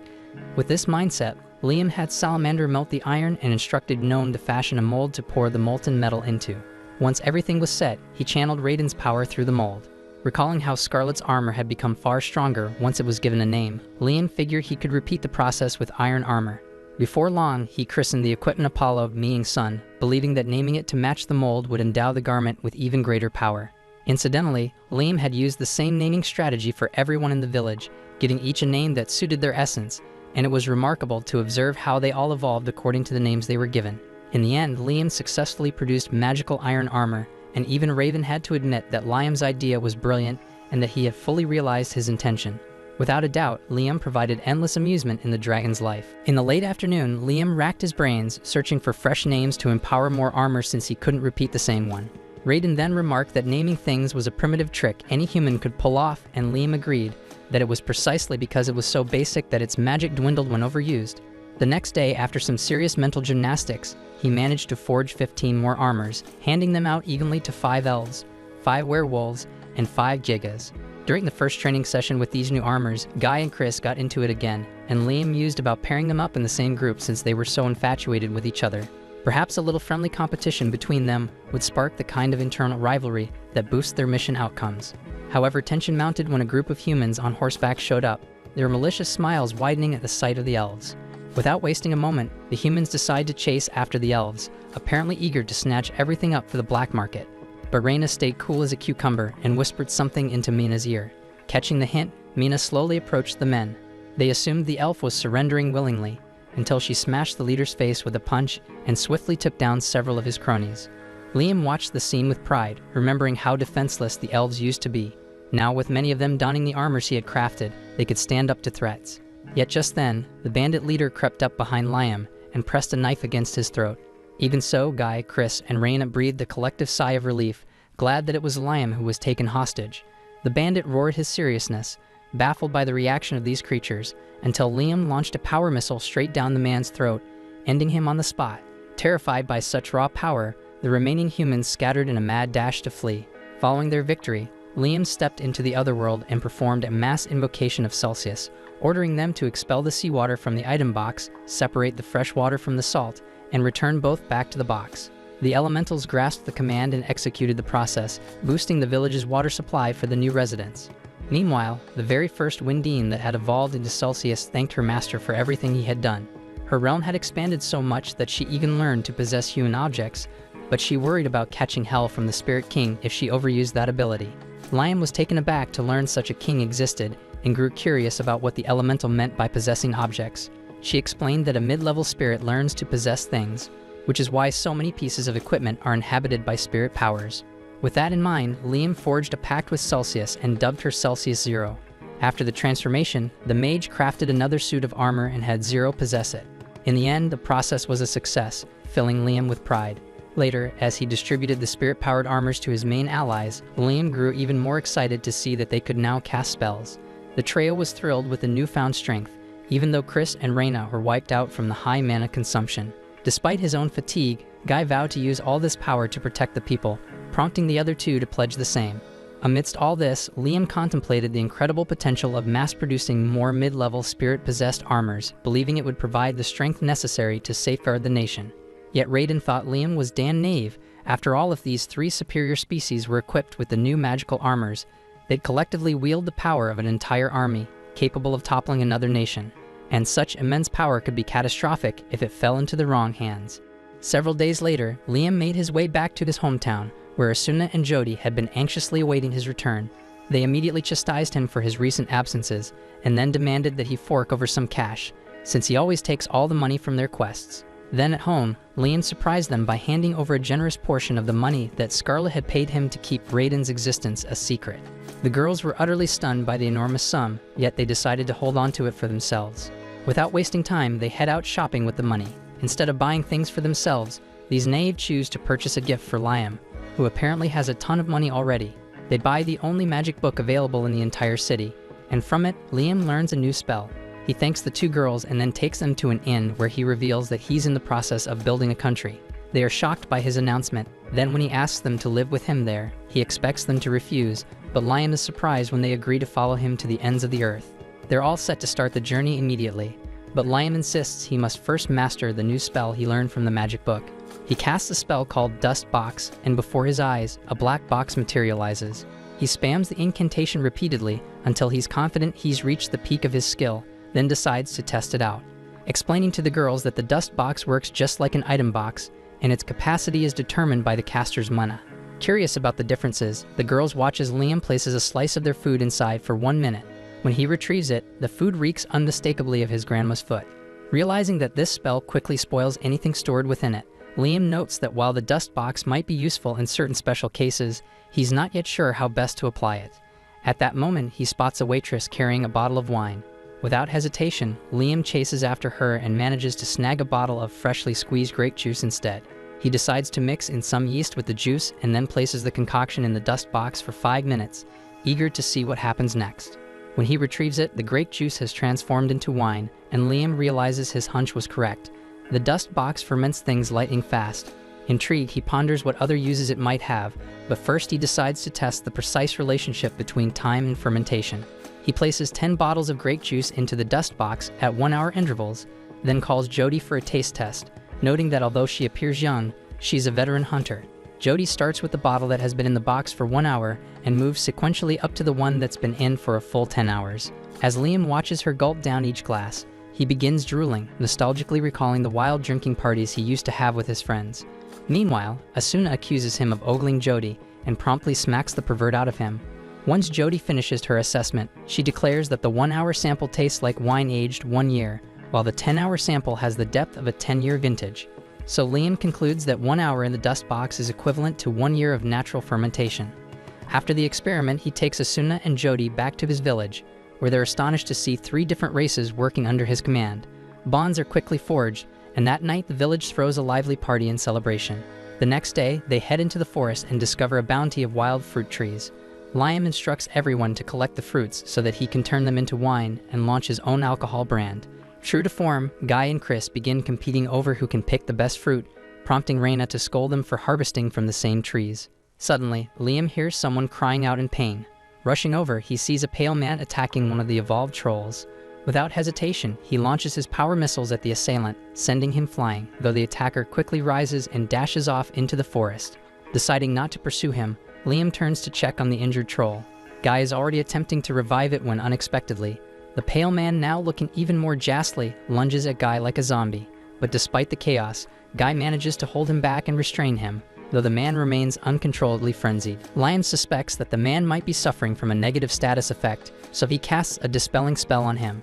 As the spell takes hold, the man's agitation subsides, his bite wounds begin to mend, and eventually he falls into a deep, sound sleep. Observing this, Jody deduces that the man was likely bitten by a vampire, which temporarily turned him into one. Her conclusion draws ridicule from the others, who call her foolish since they insist that vampires can't emerge in the sunlight. However, Jody, armed with a wealth of knowledge beyond theirs, insists that it must have been a Dracula, a rare, mutated vampire born only once every few centuries, so potent that its influence renders other vampires immune to sunlight. Realizing that they are now up against a truly formidable foe, Liam orders everyone to gather as much intelligence as possible. Before long, a werewolf bursts into the village with dire news. He has spotted an army of 10,000 vampires about 10 kilometers away. Panic erupts as the werewolf scout reports that this horde also includes other creatures like goblins and orcs. This overwhelming evidence convinces Jody that a Dracula is indeed at the helm of the vampire army. Reina remarks that vampires are typically a timid and reclusive species, and it appears that this Dracula has incited them to violent behavior. The group debates whether to directly confront the vampire army, but fear soon sets in over the possibility of being bitten and transformed into vampires themselves. Deciding that immediate action is necessary, Liam orders the evacuation of all nearby villages and dispatches his subordinates to issue warnings, even though by that time, the vampires have already seized several villages. One witness recounts how an entire village of orcs was overpowered by the vampires and turned into one of them, noting that a single exceptional vampire led the charge. All the lesser vampires bowed before him, and he even used magic to resurrect those lost in battle. Amid the growing crisis, Liam declares that he knows how to swiftly counter the vampire menace. He sends his elite servants into battle, equipping them with the elemental magic armors he designed. In the ensuing clash, Reina unleashes her water magic to drown the vampires, while Chris hurls explosive spells to scatter their ranks. Guy channels his earth magic to create shockwaves that fling the vampires into the air, and Asuna and Jody, armed with a sword and bow respectively, strike down their foes with swift, precise attacks. Observing the chaos from a safe distance, Liam kept a keen eye out for the arrival of the enemy leader, while his loyal servants had just managed to decimate a host of vampires before electing to retreat. But suddenly the blood particles in the air coalesce into the shape of Dracula, who immediately revives the fallen vampires with his magic. Seizing the opportunity, Liam teleports right in front of Dracula, and then zaps him away to separate him from his army. Dracula is far from pleased, and Liam challenges him, asking whether he is willing to coexist with others, or if he'll only be satisfied by crushing them all. Dracula scoffs, declaring that other species are inferior, and that he intends to turn them all into his servants. That answer is all the confirmation Liam needs, and he launches an assault with his power missiles. Dracula effortlessly blocks them all before materializing behind Liam to strike. Liam barely teleports away in time, then retaliates with holy lances, but even those barely faze the vampire, who dissolves into dust only to reappear completely healed. Not to be outdone, Dracula transforms into dust once more to attack, managing to catch Liam from behind. At the last second, Liam conjures an illusion spell to escape the vampire's clutches, forcing Dracula to bite at nothing but a trick. Feeling truly cornered, Liam wonders whether he should activate his golem armor for a massive power boost, even though it will quickly sap his energy. He opts to save it for last, continuing to bombard Dracula with his regular magic, but nothing seems to work. The vampire boss simply turns to dust and then reconstitutes into his original form.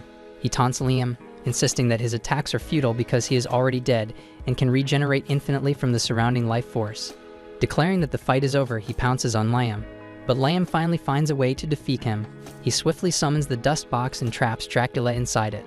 No matter how hard Dracula struggles, he can't break the walls of the dust box and soon becomes frustrated. Liam uses that living beings usually can't be confined in the dust box, but since Dracula claims he is already dead, he can be placed there. Determined to test this, Liam decides to see how long Dracula can withstand an environment devoid of life force, and it takes a full 10 hours before the dust box shows any progress.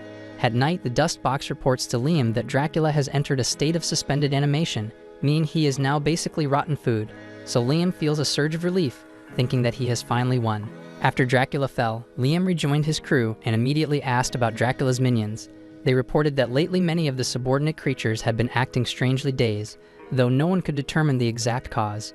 Asuna then stepped forward and with effortless precision, shattered one of the creature's teeth during her inspection. At the same time, Jody observed that several of these monsters appeared to have lost their teeth naturally, a detail that confirmed for the group that Liam had indeed defeated the enemy leader. It seemed that once freed from Dracula's control, these beings had even improved in appearance.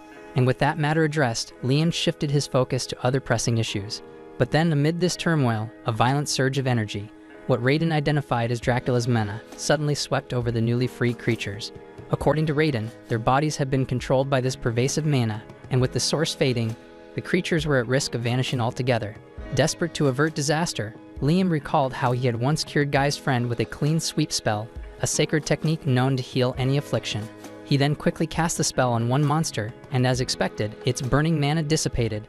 Encouraged, he repeated the ritual on every creature struck by the potent blue flames. But just as hope began to stir, all the monsters reverted to their previous state of agony, leaving Liam gripped by terror. Calming him, Raiden reminded Liam of their earlier discussion. Sometimes one well-placed area spell is far more effective than a barrage of fireballs. Taking that advice to heart, Liam summoned Guardian Raiden and donned his magical armor to channel his clean sweep spell into a powerful area effect. At last, Liam managed to purge Dracula's mana from every creature.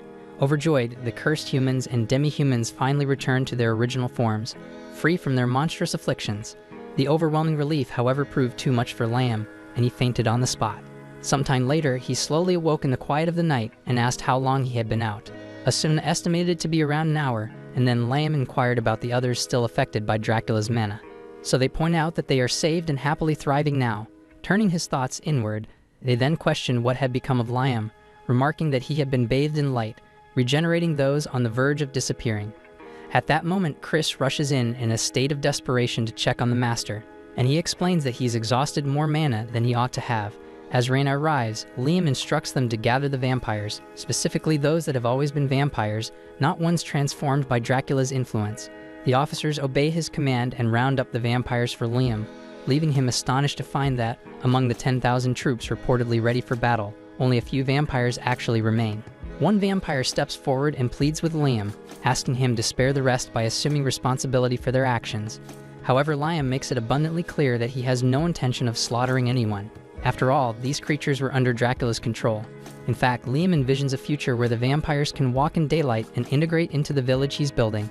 Otherwise, once Dracula's power fades, they would be easily obliterated by the sun. He lays down 2 simple conditions for them joining his community. First, they must obey everything Liam Hamilton commands. Second, they must refrain from causing internal strife. Beyond that, Liam promises not to force them into any actions. Surprised yet pleased by such minimal demands, the vampires agree to join the budding civilization in the cradle of the Promised Land. Seizing the opportunity, Liam sets out to enhance the familiar pact he once used. Just as he had refined his magical armor, he now evolves his contract spell into what he calls High Familiar.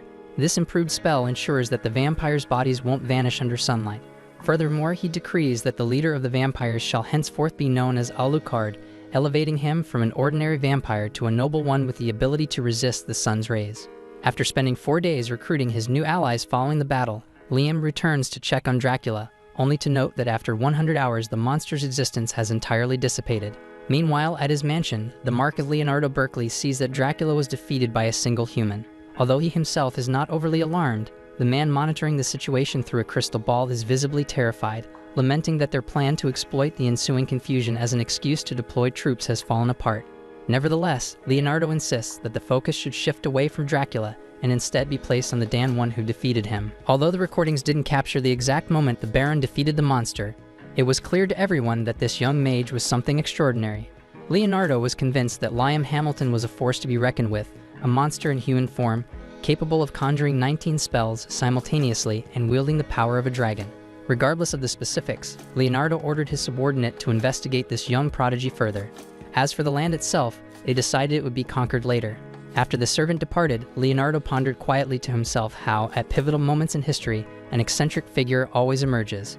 In this case, he couldn't decide if Liam Hamilton was a genuine hero or perhaps the Demon King. The following day, Liam was completely drained, lying on the village grass trying to rest after sealing a contract with 10,000 monsters now living in the Promised Land. One could only imagine the monumental effort it took to name each one of them. At that very moment, 2 slimes, Slalin and Slip-On, whom Liam had contracted as familiars, presented him with a doll they had crafted of their master. Surveying the scene, Liam felt a deep pride in the work the villagers had been doing behind the scenes, erecting building after building to transform the village into a worthy home, and even in no time it might evolve into a full-fledged city. Then we see that the skilled elves were spearheading the construction efforts after refining their abilities, and of course nothing seems more fitting than choosing Reyna as the organizer. Elsewhere, Guy and the other giants were tasked with defending the Promised Land, while the werewolves, known for their exceptional hunting skills, secured the food supplies. Each race had a unique role in this new society, and everything was proceeding smoothly, until Guy warned that humans were approaching the village. Claiming to be merchants from Quistador, these strangers requested an audience with the king of the land.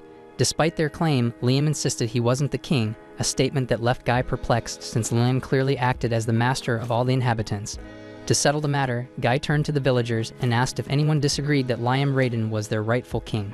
Almost instantly, the crowd erupted in enthusiastic agreement, affirming their desire to have Liam as their absolute leader. In a dramatic twist, Raiden himself mysteriously appeared in mid-air and declared Liam the undisputed ruler of this land, leaving Liam both bewildered and burdened by this unexpected mantle. A few hours later, Liam visits Scarlet, who has been anxiously waiting for him. She confides that she's been scrutinizing the internal workings of the Jamil Kingdom these past few days, but so far she hasn't uncovered any concrete evidence. Still, she remains convinced that the king and his ministers are hiding something and will not relinquish that land without a fight. The real mystery, however, lies in the fact that the princess has been unable to determine the cause of their secretiveness. Curious, Liam asks if Guardian Raiden might have any insight, but the dragon remains silent. So Liam speculates that the answer may be tied to the nature of humans. Scarlet muses that it might be something so trivial that even Raiden cares little for it, yet Liam is satisfied knowing that the Jamil Kingdom will not give up its territory easily. He then asks Scarlet to accompany him on his next journey, but she prefers to continue her investigation a bit longer. With a promise to return and see the princess, who blushes at his affectionate words, Liam departs. Back in the village, Liam turns once more to Raiden for guidance, insisting that Raiden's silence earlier must have a purpose as he never lies. Not long after, Raiden, recognizing that Liam has grown far beyond the mindset of a mere 12-year-old, challenges him to understand what it truly means to be a guardian. Though Liam guesses it has something to do with being a protector, he admits he isn't entirely sure what exactly he is meant to protect. In response, Raiden teleports Liam to a mysterious chamber adorned with archaic inscriptions. Raiden instructs him to infuse the space with his mana, explaining that after his last battle, Liam's level has increased so much that his mana reserve should be more than sufficient. Following Raiden's command, Liam channels his mana into the chamber, and to his astonishment, a secret passage grinds open in the floor, leading underground. Descending the stairs, Liam is overwhelmed by a sensation akin to the one he experienced when he first discovered the Magipedia. He suspects that he has stumbled upon yet another ancient artifact of memory.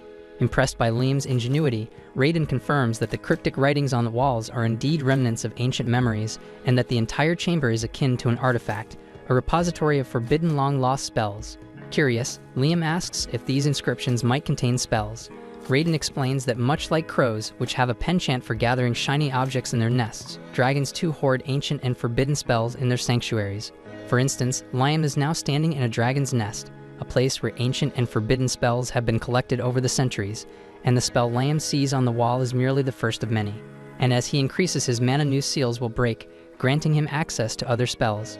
Remarkably, Guardian Raiden notes that Liam is the first human in centuries to break this initial seal. Brimming with excitement, Liam eagerly captures the spell inscribed on the wall, noting that the process mirrors how one would absorb a grimoire or consult the Magipedia. Determined to test his newfound power, he attempts to conjure 19 spells simultaneously, but all that appears are ephemeral bubbles that vanish without a trace. Raiden explains that Liam's mana is being nullified, but before he can elaborate further, Liam experiments with other spells, all failing in a similar fashion. He soon deduces that this mana cancellation is deliberately preventing anyone from using the ancient spell in this sacred place. When Raiden confirms his suspicion, Liam makes another attempt.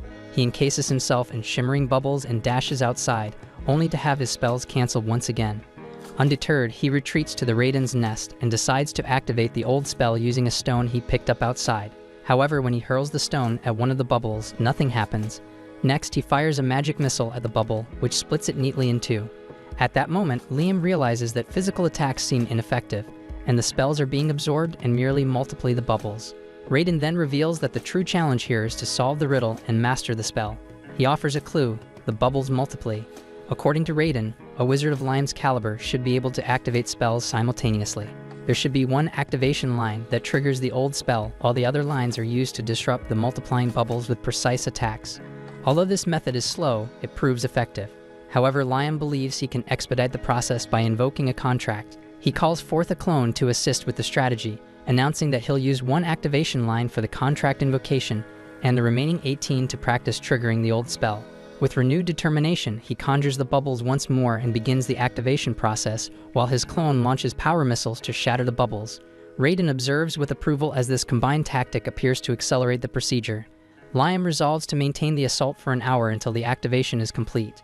True to form, an hour later, his strategy succeeds, and Liam masterfully harnesses the ancient spell, leaving even Raiden thoroughly impressed by how swiftly it was accomplished. Afterwards, Liam departs the nest and summons his item box, using it to drop a massive rock onto his clone. In response, the clone automatically casts the ancient spell, Shield of Absolute Strength, which not only repels the impact, but is itself obliterated along with the rock. Essentially, before it shatters, the shield can completely deflect one physical blow, no matter how formidable. However, if faced with multiple small projectiles, like 2 tiny stones, the shield only intercepts the first, leaving subsequent attacks unguarded, and it offers no protection against magical assaults. With this in mind, several clones begin pelting Liam with stones. In defense, he repeatedly conjures the Shield of Absolute Strength while continuing his spell activation, forming multiple barriers around himself, each one absorbing a separate stone. The mage muses that his experiment now resembles a war scenario. Imagine thousands of arrows raining down, and that if attacks become too rapid, this method might eventually prove insufficient. Nonetheless, he is confident he can manage as his mana reserves continue to grow. Finally, Raiden announces that an absolute magic shield has been sealed on the next floor, meaning Liam must level up if he wants to access that area. Yet recalling that the artifact was originally crafted by Raiden himself, Liam believes he might shatter the seal immediately by substituting raw physical strength with potent magic. With that idea in mind, he envisions channeling every available spell line to activate a single powerful effect, planning to mentally simulate the process until he can correct any errors. After all, Raiden had mentioned that manipulating causality was key. After meticulously calculating each step in his mind, Liam finally manages to awaken the absolute magic shield. So impressive is his feat that even Raiden metaphorically tips his hat in respect, acknowledging that Liam has mastered one of the most challenging ancient spells in a remarkably straightforward manner. Elated by his breakthrough, Liam conjures 19 power missiles and continuously activates the absolute magic shield to ensure that everything operates smoothly. As he practices, Raiden reflects on the fact that no human has undone the seals of those ancient ruins in centuries, but Liam Hamilton not only shattered them, but also activated a long-forgotten spell in his own unique way. Later, while standing beside a shadow spirit, Liam is seen behaving curiously, prompting Raiden to ask what he's up to. The young mage explains that he's training his sense of smell to detect mana presence. Raiden surmises that this ability would enable him to effectively deploy both physical and magical barriers, and Liam confirms that, though he wonders if combining both types wouldn't sometimes be more efficient. Liam elaborates that while not impossible, he's striving for a method that is more efficient, one that consumes less mana. Raiden considers this feasible, provided Liam can anticipate an opponent's move in a split second. Regardless, Raiden offers high praise for Liam's relentless drive to evolve and push the boundaries of magic. A few days later, while Liam was going about his routine, Asuna burst in with an urgent message from Guy, who insisted on seeing him immediately. Without delay, Liam teleported to Guy's location, where he found several knights standing guard in front of a group of trolls. As Guy approached, he explained that these knights were representatives from the kingdom of Palta, and they had an important matter to discuss with Liam. At that moment, the knight's leader stepped forward and introduced himself as Blast. When Liam inquired about the nature of their urgent business, Blast revealed that the king of Palta had ordered him to arrange a marriage between Liam and his daughter Flora to secure stronger ties with their nation. Taken aback, Liam listened as Blast then brought up his supposed engagement with Princess Scarlet of the Jamil Kingdom.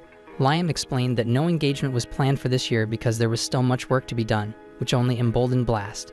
He declared that their country would not tolerate any delay in the engagement, and on cue, Princess Flora, a striking blue-haired beauty, stepped out of her carriage, leaving Liam, the self-proclaimed little pervert, utterly speechless. Blast then offered that if Liam wished, he could leave Flora in his care immediately. Shocked by the leader's desperation, Liam insisted that they first discuss some fundamental details and invited the knights to join him at his village. Blast accepted the offer without hesitation, but before any further discussion could take place, Liam sensed imminent danger. He quickly activated his absolute magic shield, and in the very next instant, a ferocious fire spell hurtled toward him. The spell exploded with tremendous force, knocking everyone in its blast radius unconscious, yet Liam managed to shield Princess Flora from harm. Perplexed by the sudden attack, Liam demanded an explanation. Raiden then informed him that the oncoming assault was from a suicide bomber spirit, an artificially created monster known for its overwhelming destructive power. Raiden added grimly that the creature had specifically targeted Flora, and if Liam had been even a second slower, she would have been incinerated. Liam is stunned by the revelation and immediately demands to know who could be behind such a treacherous act.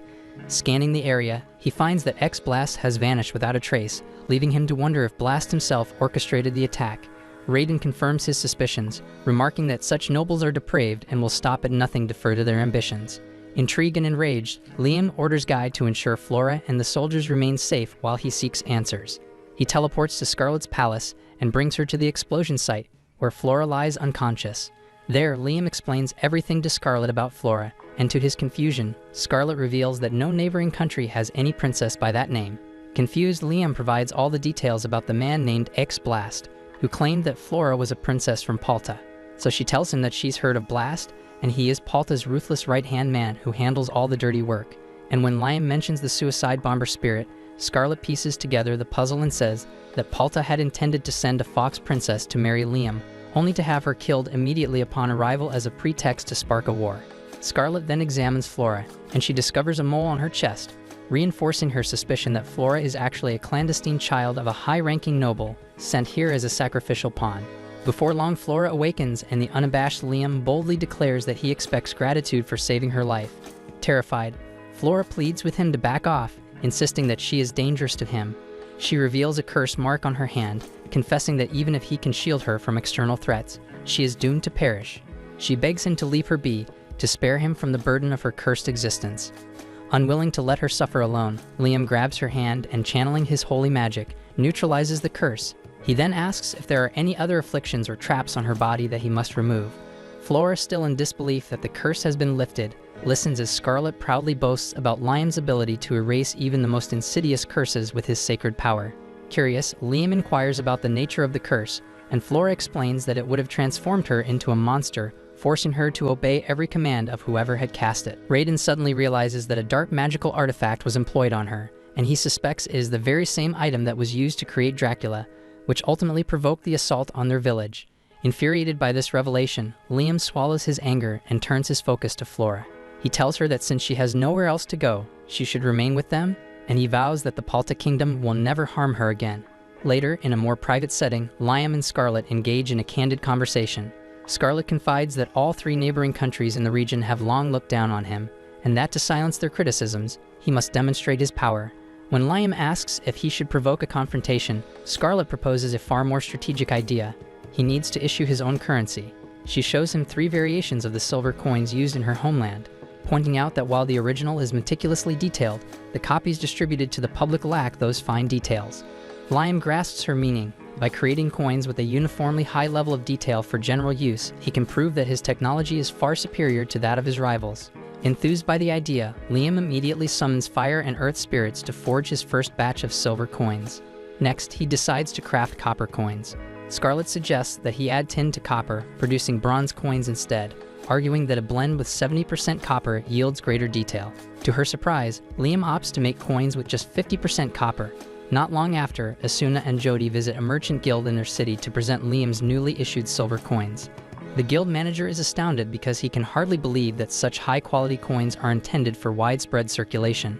Then, when he examines the copper coins, he is even more speechless, as no one in the world has managed to craft such intricate coins using only 50% copper.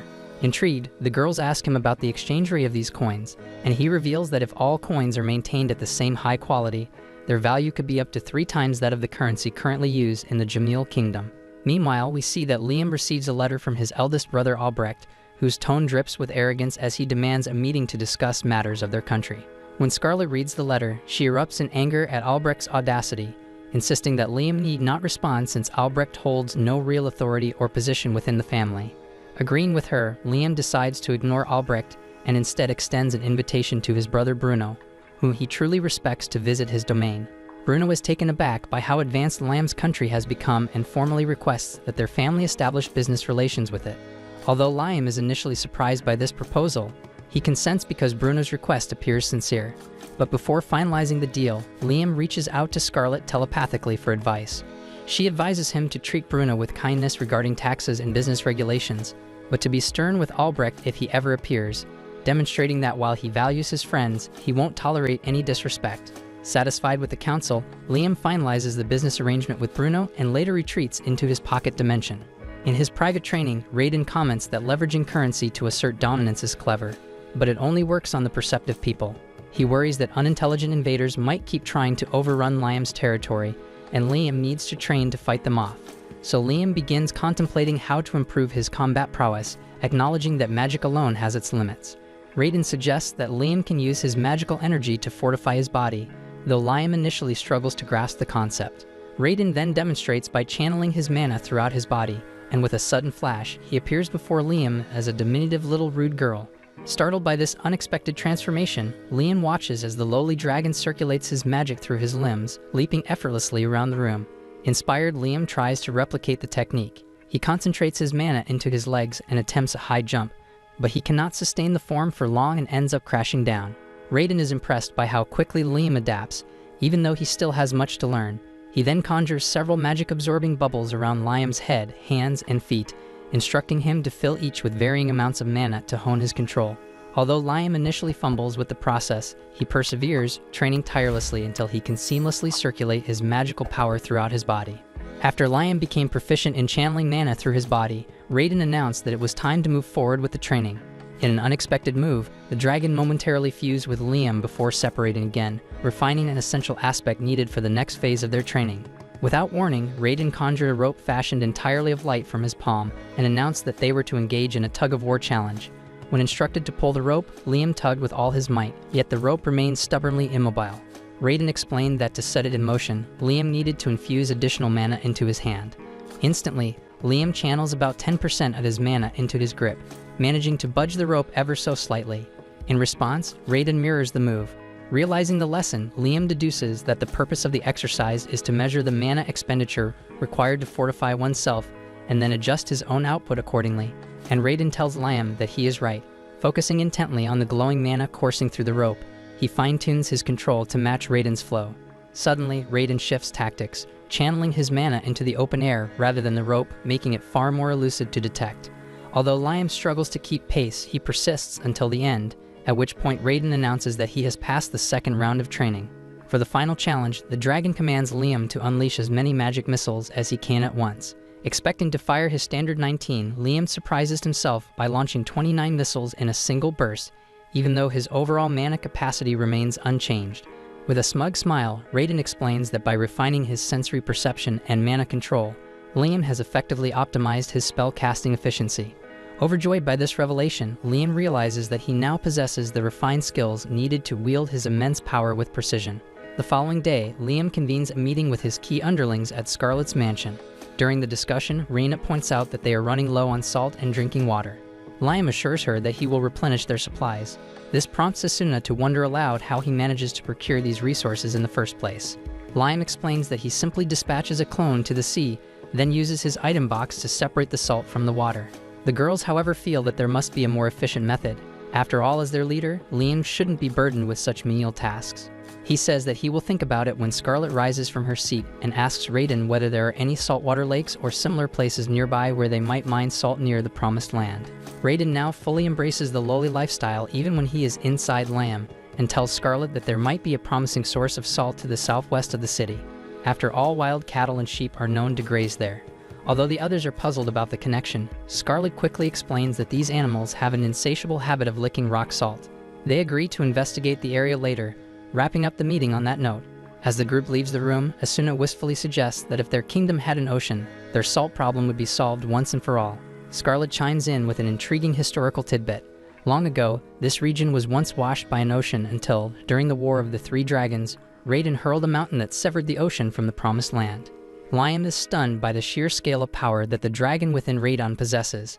Later, he turns to the lowly Raiden and asks if he can lend him some of that power to create an ocean in his territory. Raiden, however, refuses, advising him to make do with what he already has. Undeterred, Liam sets to work and creates a small saltwater lake complete with a sandy beach. He explains that this miniature ocean is connected to the real one through his item box, ensuring it will never run dry. The girls are immediately thrilled by this innovation. Seizing the opportunity, Asuna and Scarlet conspire to persuade Liam to let them swim in the pool. Liam, who secretly enjoys the thought of seeing them in their swimsuits, happily agrees, and they spend the entire day frolicking in the water. The following day, as Liam drops Scarlet off at her home, she receives a troubling message about a severe drought in her mother's homeland. Liam reassures her that if water is scarce, he can easily supply it. When Scarlet hesitates and asks if he's truly confident about this plan, Liam explains that offering water will not only help but also forge a stronger bond with her country. After all, it's his duty to support his neighbors. And true to his generous nature, he refuses to charge for the water. Energized by the offer, Scarlet rushes off to inform her father. Back in his territory, Liam directs his water spirits to get to work, filling barrels with clean, drinkable water. As the spirits busily fill the containers, Raiden suddenly warns Liam that all his benevolent efforts might ultimately prove futile. Puzzled, Liam asks for clarification, and Raiden explains in a caustic tone that both ordinary people and the powerful are often stupid and arrogant. She believes that his free acts of charity will only breed suspicion, as people might think he has ulterior motives. Unfortunately, her prediction soon comes true. Scarlet later informs Liam that her father has turned down his offer, insisting that his country is fully capable of handling the drought on its own. According to Scarlet, they are currently dispatching relief packages to the worst-hit areas, but they simply cannot teleport water on the scale that Liam could. In a sudden burst of inspiration, Raiden suggests they could end the dry spell by inducing rain over the region, and Liam gets curious about that idea. And she mentions that among the most advanced holy magic spells, there exists one to control the weather. Liam is thrilled at the prospect but quickly realizes that he's not quite ready to wield such power. Moreover, he worries that if he tries to assist the kingdom with unapproved magic, it might offend them, so he opts for a more diplomatic, measured approach instead. Before long, Liam meets with his brother Bruno to present a new plan. Given that Bruno is a low-ranking noble, Liam figures that providing relief to disaster-struck regions would not only be a humanitarian act, but also a significant achievement that could bolster Bruno's standing. According to the plan, Liam would use his item box to teleport water to the areas in need, and Bruno would handle the official distribution. Bruno is enthusiastic, but asks for a few days to work out the logistics and costs associated with water and transportation. Liam, however, dismisses the need for profit because he's doing this out of genuine concern, not greed. While Bruno is pleased with the arrangement, the king of the Jamil kingdom isn't and sends a group of nobles to Liam's residence to prepare for his impending marriage with Scarlet. Raiden is convinced that the elaborate marriage preparations are merely a pretext, an excuse by the king to keep a close watch on Liam, and prevent him from aiding the drought-stricken regions. In response, Liam muses that he could simply send one of his clones out to the affected areas so that he can teleport there later. However, just then, Guy bursts in with news. People from the Jamil Kingdom are scouring the area, ostensibly to determine the perfect route for Scarlet's wedding procession. Realizing that his clone would now be exposed, Liam instructs Guy to monitor the Jamilian entourage and ensure they don't cause any mischief. Determined to outsmart the prying eyes, Liam decides to alter the appearance of his clone to avoid detection. He summons a clone and casts wind magic to give it a trendy faded hairstyle, but soon realizes that this unusual cut might actually raise more suspicion. Frustrated, he dismisses that clone, and then ties his own hair up neatly, then summons another clone, which naturally mirrors his current look. It dawns on him that his clones always replicate his most recent appearance, effectively resetting any previous modifications. Seizing this quirk, Liam comes up with a clever idea. He employs the High Familiar Contract spell to perform a gender bend on his clone, transforming it into an attractive hot girl. He names the transformed clone Amelia and verifies that she can wield magic just like he does before sending her off to handle his affairs in his stead. Over time, Liam notices how interactions with outsiders have rejuvenated the kingdom, with its currency now circulating widely. A knowing smile forms as he reflects on Bruno's instrumental role. The long-awaited trade with neighboring merchants has finally commenced. Strategically positioned at the junction of three nations, this land is steadily evolving into a bustling center of commerce. Meanwhile, the region of Jamil is suffering from a severe drought. Despite Liam's generous offer to help, his aid was rejected, so instead he sent his illusionary double disguised as Amelia to the region. Liam notices that everyone is scrutinizing his every move, ensuring he doesn't send any more aid there. Not wanting to stir up further trouble, he decides to remain in his own territory. Suddenly, a group of playful slimes appears, lightening the mood as they eagerly approach him. The scene then cuts to a group of workers diligently carrying stones. Lion, filled with admiration for their hard work, summons a group of gnomes and orders them to dig a trench along the road. It becomes clear that he is planning to build a new city road or a smooth sidewalk for carriages. The lowly dragon explains the process to him, stating that the black soil must be heated until it melts, then poured onto the road and left to solidify. Excited by the prospect of creating something lasting, Liam eagerly digs a trench about a meter deep, and the dragon confirms that this depth is ideal. He remarks that the Victory Road, used by triumphant armies to march to the palace, is an impressive achievement, and his construction is just as significant. Once the workers have gathered the black soil, Liam orders them to fill the trench with it. He then summons a group of salamanders to melt the soil until it liquefies. As the molten soil cools, it hardens into a perfectly smooth surface, and everyone watching is both amazed and thrilled by the result.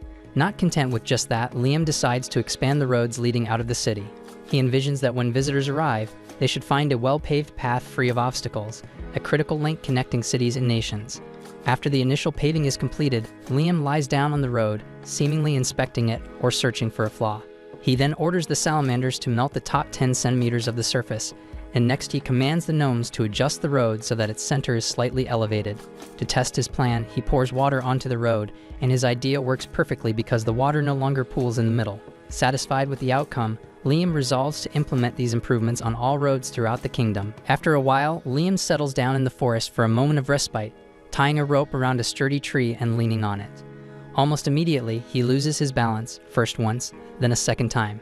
After he got used to it, the lowly dragon spoke directly into his mind and said that things seem to have gotten a bit easier now, but you must have noticed something different. Liam gets perplexed and asks what she means, but he suddenly notices that there's a subtle shift in the supernatural energies and its differences that he couldn't sense before. Intrigued, Liam performs a thorough scan of the surrounding area and soon discovers that spies from all three neighboring nations, Palta, Quistador, and Jomel, have infiltrated his territory. Realizing that these countries are closely monitoring him, Liam concludes that their animosity towards him is far more significant than he initially suspected. He quickly rushes to Scarlet and asks for details about the military might of Jomel, Palta, and Quistador, including the size of their armies. She informs him that if they were on guard from each other, both Jomel and Palta can muster around 20,000 troops each, while Quistador could deploy up to 50,000 soldiers. But if they were to unite against him, their combined forces would total approximately 130,000 warriors, and it's a staggering number compared to his own populace of barely 10,000, including civilians. Deep in thought, Liam realizes that he must act with extreme wisdom and caution to avoid being dragged into war. He ponders not only the threat posed by these three nations, but also the possibility that other countries across the continent may have sent spies as well. Determined to verify his suspicions, Liam reactivates his scanning power and soon orders his workers to retreat immediately. He summons a squad of gnomes and commands them to dig straight down. In no time, they excavated a massive pit. As Liam leaps into the chasm, he is astonished to discover a thin but gleaming layer of mithril, a rare mineral known for its magical properties. Overwhelmed with excitement, he exclaims that the mysterious magical energy he has been sensing originates from here, and he says that with such a bounty of mithril, he envisions crafting enchanted battle armor for everyone, and it's a development that could finally bridge the overwhelming power gap between his people and those of the other nations. Without wasting any time, Liam calls for Scarlet and instructs her to spread the news immediately, and let it be known that our nation now possesses mithril ore because this will serve as a clear deterrent to any potential invaders. And with that declaration, Liam halts all road construction and diverts the workforce to extract the newly discovered mithril. The quantities unearthed are astonishing, enough to forge thousands of magical battle armors. As he surveys the operation, Liam muses that they need to build something akin to that underground temple. The ancient ruins beneath where Guardian Raiden once stood were actually used as a vast storage device, so if they construct a similar structure and train everyone together, they might achieve something truly incredible. Turning to Reina, he asks her if she can use any supernatural abilities, and she confirms that she can use ice magic. So in an instant, Liam and Reina teleport to a new location, and there Liam commands the salamanders to melt the surface of the road along with a thin layer of mithril, while instructing the gnomes to remove the top layer of the road and coat it with an even thin film of mithril. Noticing Reina's puzzled look, Liam tells her that he will explain everything, but just stand over there, and as she complies, he asks if she feels anything. Then suddenly a massive surge of mana and energy courses through her body, and she quickly casts the Ice Needle spell, and to her astonishment, it works with incredible efficiency. So she asks about what happened because her power has increased drastically. So Liam smiles and says that he used his abilities to transform the mithril in the road into an ancient storage device, placing it beneath the city streets, and adds that instead of constructing a dedicated training structure, now anyone who stands on the roads can learn spells. But then he noticed that this also means they will have to rebuild all the Dan roads again. Later, Liam convenes everyone for a training session.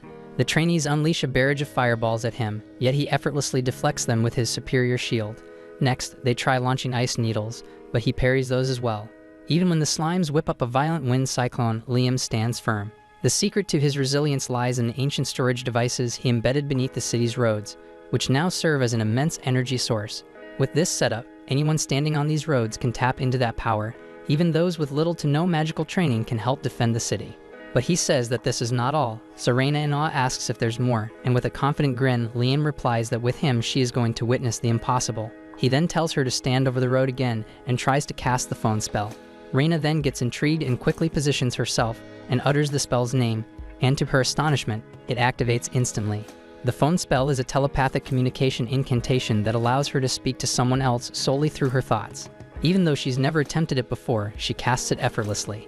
The spell transmits her natural voice across vast distances, linking everyone in the city to Liam's network.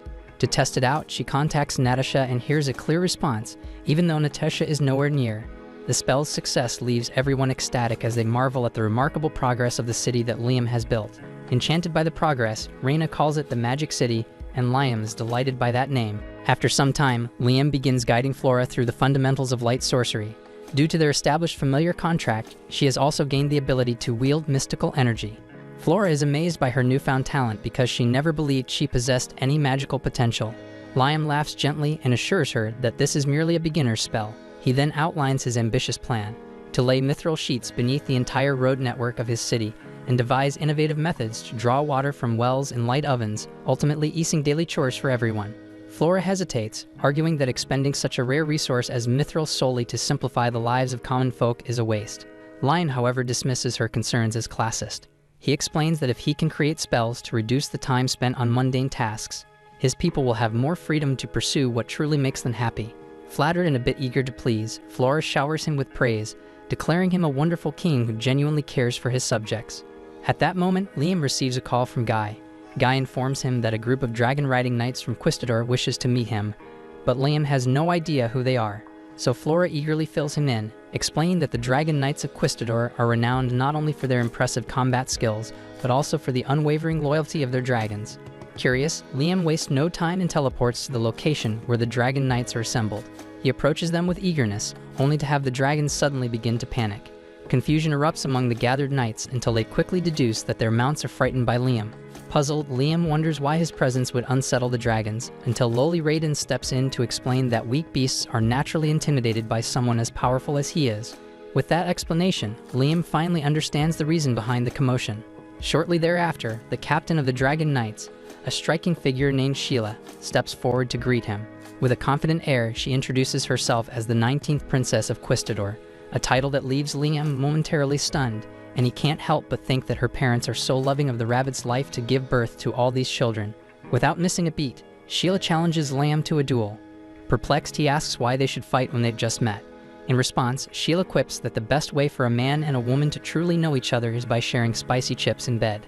Then with a teasing laugh, she adds that since she's never done that, and he's still just a kid at heart, she'll settle for the second best way instead. And it's exchanging hits. Liam still isn't eager to fight, but Sheila tells him bluntly that he can only prove himself worthy of an alliance with Quistador if he manages to impress her. That proposition is hard for Liam to resist, especially since his relations with the 3 neighboring countries are in the dumps, and he desperately needs at least one on his side. Reluctantly, he agrees to the duel, and they quickly launch into combat. Sheila moves with a speed that makes her vanish like the Flash before Liam's very eyes. In response, he immediately conjures up absolute force and magic shields to deflect any incoming attacks. Sheila starts with quick physical blows, but his force shields effortlessly nullify them. Next, she hurls fireballs at him, only to have her magic attacks blocked by his equally potent magic shields. Then she disappears again, leaving Liam frustrated and confused because he can't tell if she's using invisibility or simply moving so fast. Suddenly, Raiden's warning rings in his mind, urging him to dodge, and he barely escapes as Sheila's magic sword slices through the air where he had just been standing. Sheila resumes her rapid movement, but Liam quickly blankets himself in a thin layer of magical fog, allowing him to track her precise movements by sensing the disturbances in the air. Seeing that her super speed is rendered useless by his clever tactic, Sheila's confidence begins to wane. She asks Liam how he's managing to track her so effortlessly. He admits that his senses can't normally pick up on her presence, but that by surrounding himself with magic fog, he can detect even the smallest disturbance. Impressed by his ingenuity, Sheila concedes and declares the duel over, suggesting they now have a relaxed chat instead. Without missing a beat, Liam teleports her to his mansion, a feat that leaves Sheila dumbfounded, as she hadn't even known teleportation was possible. Liam casually explains that it's one of Raiden's spells. Inside the mansion, Liam wonders if Sheila intends to offer a political marriage to form an alliance with his kingdom, similar to what happened with Jumel and Palta. But instead, she says that they only need to sign a military non-aggression pact as their main condition. Liam finds this hard to believe at first and starts suspecting that Sheila might have an ulterior motive. Sensing his doubt, she explains that in her country, there's a saying, "Never attack the dragon crown," meaning Raiden. Curiosity piqued, Liam asks for clarification, and Sheila reveals that long ago, her kingdom was nearly destroyed by a conflict with Raiden. That's precisely why she came here personally, to verify that Liam possesses the power of the great dragon, and to do whatever is necessary to form a true alliance. After receiving advice from Raiden, Liam agrees to forge an alliance with Quistador. As the handshake seals the deal, Sheila begins sweating nervously, clearly relieved to have the matter settled, so Liam thinks that she must have been scared while dealing with him because he had Raiden's formidable power. Shortly after, Sheila asks for the name of his kingdom, but before Liam can answer, Raiden emerges in his imposing dragon form and proclaims that their kingdom is called Liam Raiden. Sheila starts shaking as if she had been struck by lightning at the sight of the divine dragon, and even after Raiden retreats back inside Liam, she remains visibly shaken. Despite her trembling, she continues discussing the details of the alliance, and as night falls, Liam decides to show her to her room. Stepping out of his mansion, Sheila is astonished by the vibrant lights emanating from every house. Liam explains that he has created a system that allows magic to be used freely within all the buildings of his city. Finding it hard to believe, Sheila insists on seeing it up close. Her wonder only grows when she learns that, in addition to light magic, Liam has developed spells for water and fire as well. Thoroughly impressed by the magical marvel that is his city, Sheila becomes even more intimidated by his strength when he mentions that it's all thanks to the mithril mine he discovered. She then asks if they possess plenty of magic stones too, but Liam shrugs, confessing he doesn't even know what those are. Regaining some of her composure, Sheila explains that magic stones are formed when excess magic power is concentrated and released during spellcasting. Intrigued, Liam experiments by casting a light spell, only to shock Sheila when he wastes no mana at all. Liam explains that Raiden has trained him to be 100% efficient, a claim that sends Sheila into a panic because she believes that level of efficiency is beyond human capability. After dropping Sheila off at her hotel, Liam turns to Raiden with burning questions about the magic stones. Raiden advises him to intentionally cast a spell inefficiently. Taking his advice to heart, Liam casts a spell at 0% efficiency, causing a significant amount of mana to be wasted. This excess mana transforms into glowing dust that settles on the ground. Raiden then explains that over time, this dust crystallizes to form magic stones. Liam then decides to scan the city using his detection skill to see if any magic stones have already formed. Faint signals guide him through the streets until he finally locates a sizable mass. Excited, he rushes to its location and begins digging it out. To his shock, Raiden informs him that this magic stone is essentially useless because it loses its inherent power over time. However, Raiden quickly adds that its power loss doesn't make it worthless. In fact, magic stones usually form only on battlefields where countless spells are cast, and they're so rare that they sell for far more than diamonds. Liam is stunned by this revelation, and a spark of inspiration lights up within him. He realizes that these magic stones could be the cornerstone for fueling his country's economy. Without wasting a moment, he calls his brother Bruno to discuss the business opportunity. As Liam explains the unique magical infrastructure of the city that allows for the regular formation of magic stones, Bruno's head nearly spins from trying to process the information. But once he hears that Liam wants to trade in the magic stones with his assistants, Bruno eagerly jumps on board. Liam then presents Bruno with a magic stone he recently excavated. Bruno examines it and explains that it's a young magic stone, a type that is highly sought after by newly couples because young magic stones have wider strips that gradually shrink as they age. In contrast, older magic stones are far more rare and beautiful, often commanding a value 5 times that of standard stones, though they require centuries to reach that state. For Liam, time is no obstacle, so he summons his dust box to rapidly age the stone. After spending 3 weeks in the dust box, the magic stone ages by 500 years, transforming into a small yet uniquely captivating gemstone. Deeply impressed by its transformation, Liam places the gemstone inside his item box so that his female clone, which is part of a delegation sent to Quistador, can transport it across the border. The clone presents the 500-year-old magic stone to the king as a gift to celebrate their newly formed alliance, leaving the king utterly speechless at its beauty and rarity. Before long, the delegation returns to the city, and Rena informs Liam that both the king and the queen were astounded by the magic stone. In gratitude, they sent an abundance of gifts in return, and Sheila is scheduled to visit again soon to advise Liam on his foreign policy. As time passes, Liam's kingdom begins to flourish, with his loyal underlings handling all the intricate details of governance.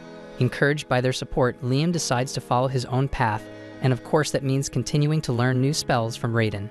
But this is where the Season 1 has ended. Thanks for watching, and I'll see you soon in the next anime. And remember to like and subscribe to the channel to make me continue.